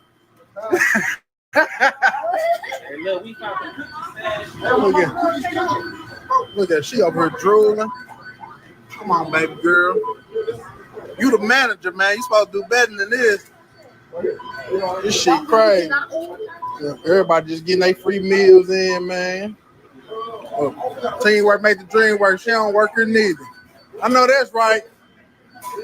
That shit crazy. We live at the McDonald's on Linda, man. I'm out this motherfucker, cuz. Got the customers in here making their own food, man. So you see what I'm saying, folks? Yeah, Sherry Everton. Yes. Yes, yes, yes. My girl. Yes. I don't have black fatigue. I have black exhaustion. No one. Now, everyone, I'm not a doctor. I don't play one here on YouTube. You tell me what it looked like with that woman. It looked like to me she was having a seizure. Jeremiah says, I have grand mal seizures. Oh, what a possible seizure. She's having a seizure, stupid. Jeremiah, thank you. Yes, it's disgusting. Cammie, yes. This is what feral human beings do. No one, not one person. That's why all the comments that you're making, that's why it hit home. And you know I'm already upset with the events of the day. No one asked, ma'am, are you okay? I don't know, Sherry Yelverton. I need to try and do some research and see if I can find out something. No one asked her if she was okay. They ridiculed her as she's standing there. Like I said, it looked like a seizure to me. And on the caption, one of the people who actually recorded the video said, McDonald's manager high on drugs. Oh, God. Sherry Yelverton. I do not know. You know, lots of times people don't go to work and you have one or two people there. I have no clue. But all of these feral human beings were there making as much free food as they could. I am on life support with leftist fatigue. MAGA, boom, yes. My girl, you see the little ninjas being trained to be grown up ninjas. I knew my girls would make me laugh. I need a laugh today. Yes, my girls. This is where, I've been showing you video for my new people here. Jada, check out my videos. Here, we canceled the Victim Olympics. Their racism does not exist. We don't play that here on this channel. We tell it like it is, and it is people's behavior, okay? And they get mad when people say bad things about them, but look at all these videos circulating on social media. This is disgusting. Kami said, I thought Black Lives Matter. Yeah, that's a whole scam. Yes, they're ignoramuses. The woman is having a medical emergency. No one asked her a thing. They just started grabbing free food.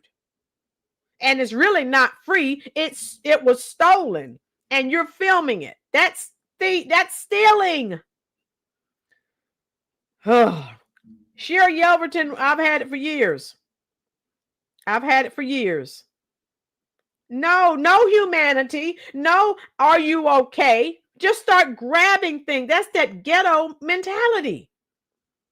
No one. Look at all those people in that McDonald's. Not one of them asked, ma'am, are you okay? No one called the ambulance. Nothing. Oh. Yeah, I didn't see the other part. Let me see. I'll see if I can find it and then we'll go. But I've been unable. Let me see. But yeah, this is the type of behavior. Rollins on the bottom. Okay, these are the donkey-crat voters. Boom. We know who they voted for if they're old enough. They voted for the Curry Queen. We know that. Hold on. Let me see if I can get this. I'm trying to get this. Part 2. This was the only part that I've seen on social media. Okay. That was the only part that I've seen. Okay. If I find I'll probably be live tomorrow. Let me see. Tomorrow or definitely Friday. Yeah, that was the only one that I've seen. So I know it says part 2, but I have not seen the first part. But yeah, no one, what you gutter rats in restaurants and box stores love to shoplift. Boom. And then if you say, and then they're so quick to get upset Oh, you're disrespecting me. You know, Lord Jammer, is that not sick? That is sick. Not one of those ninjas vote or go to school. No.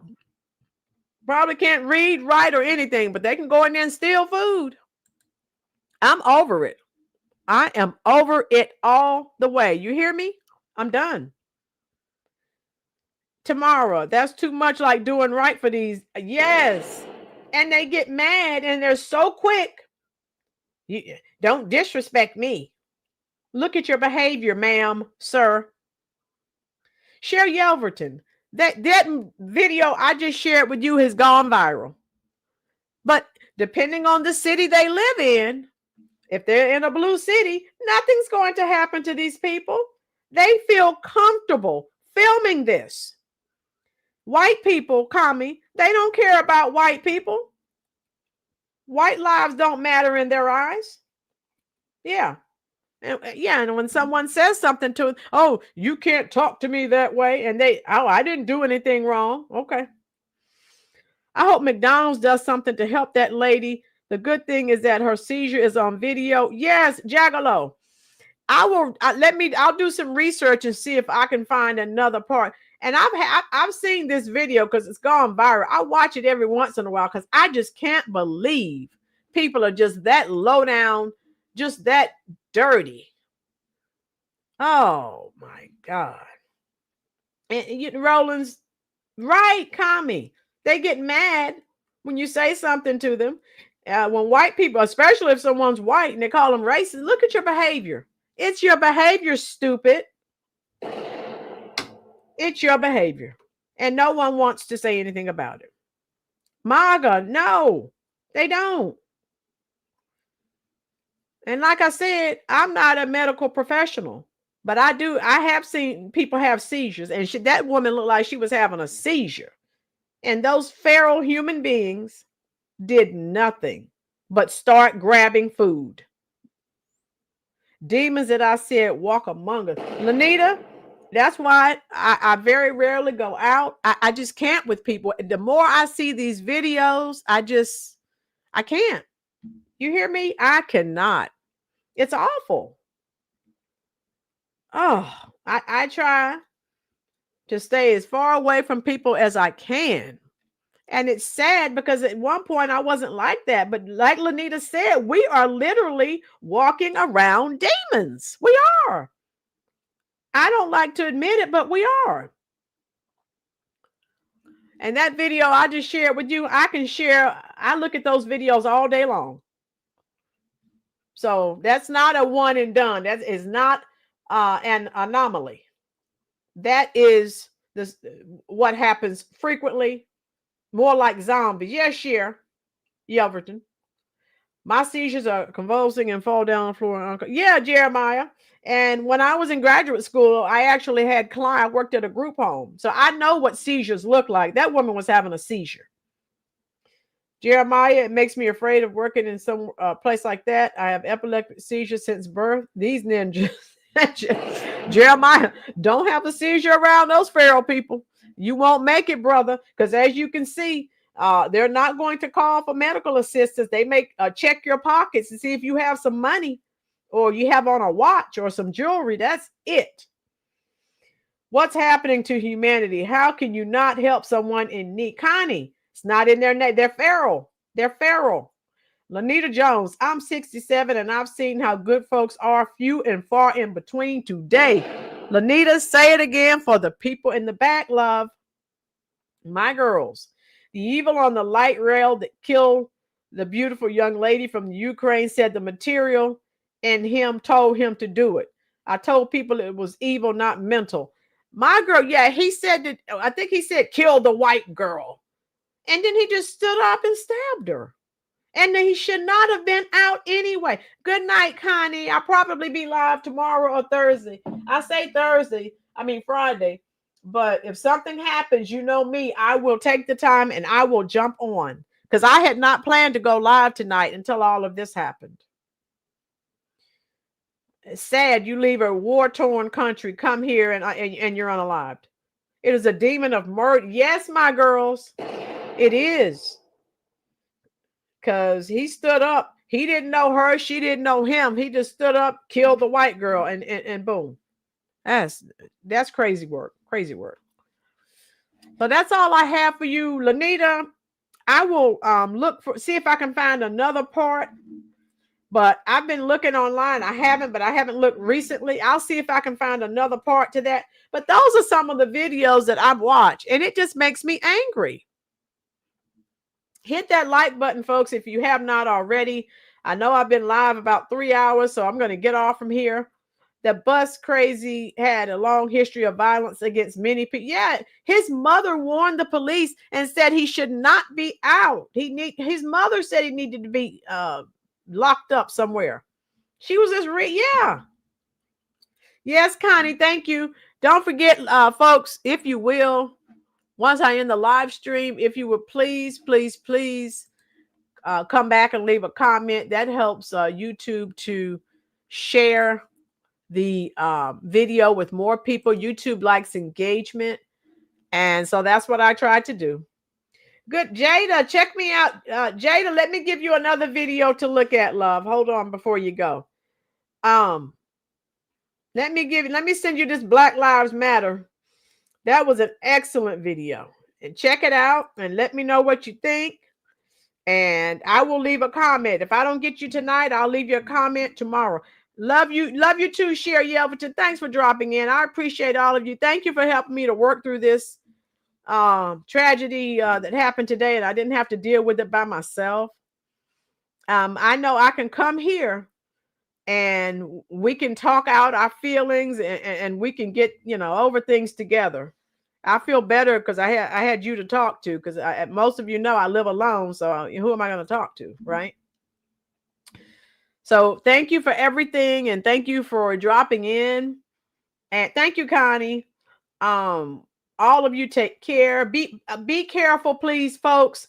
Be cognizant of your surroundings. There are nutsies everywhere. Please be careful. Okay? I love you. Be safe. And I'll either go live tomorrow or Friday. Jeremiah, yeah, keep promoting that video for me, love, on the Black KKK. Yeah, I want that. That video needs to go viral. I love that one. Yeah, prayers for Charlie's family. Comment. Yeah, we all have to do that tonight. Oh my God. So I'm coming to talk to you in the comment section now. Thank you all for being here. Thank you for your support. Just being here is support enough for me. I love you, and I'm coming to talk to you right now in the comment section.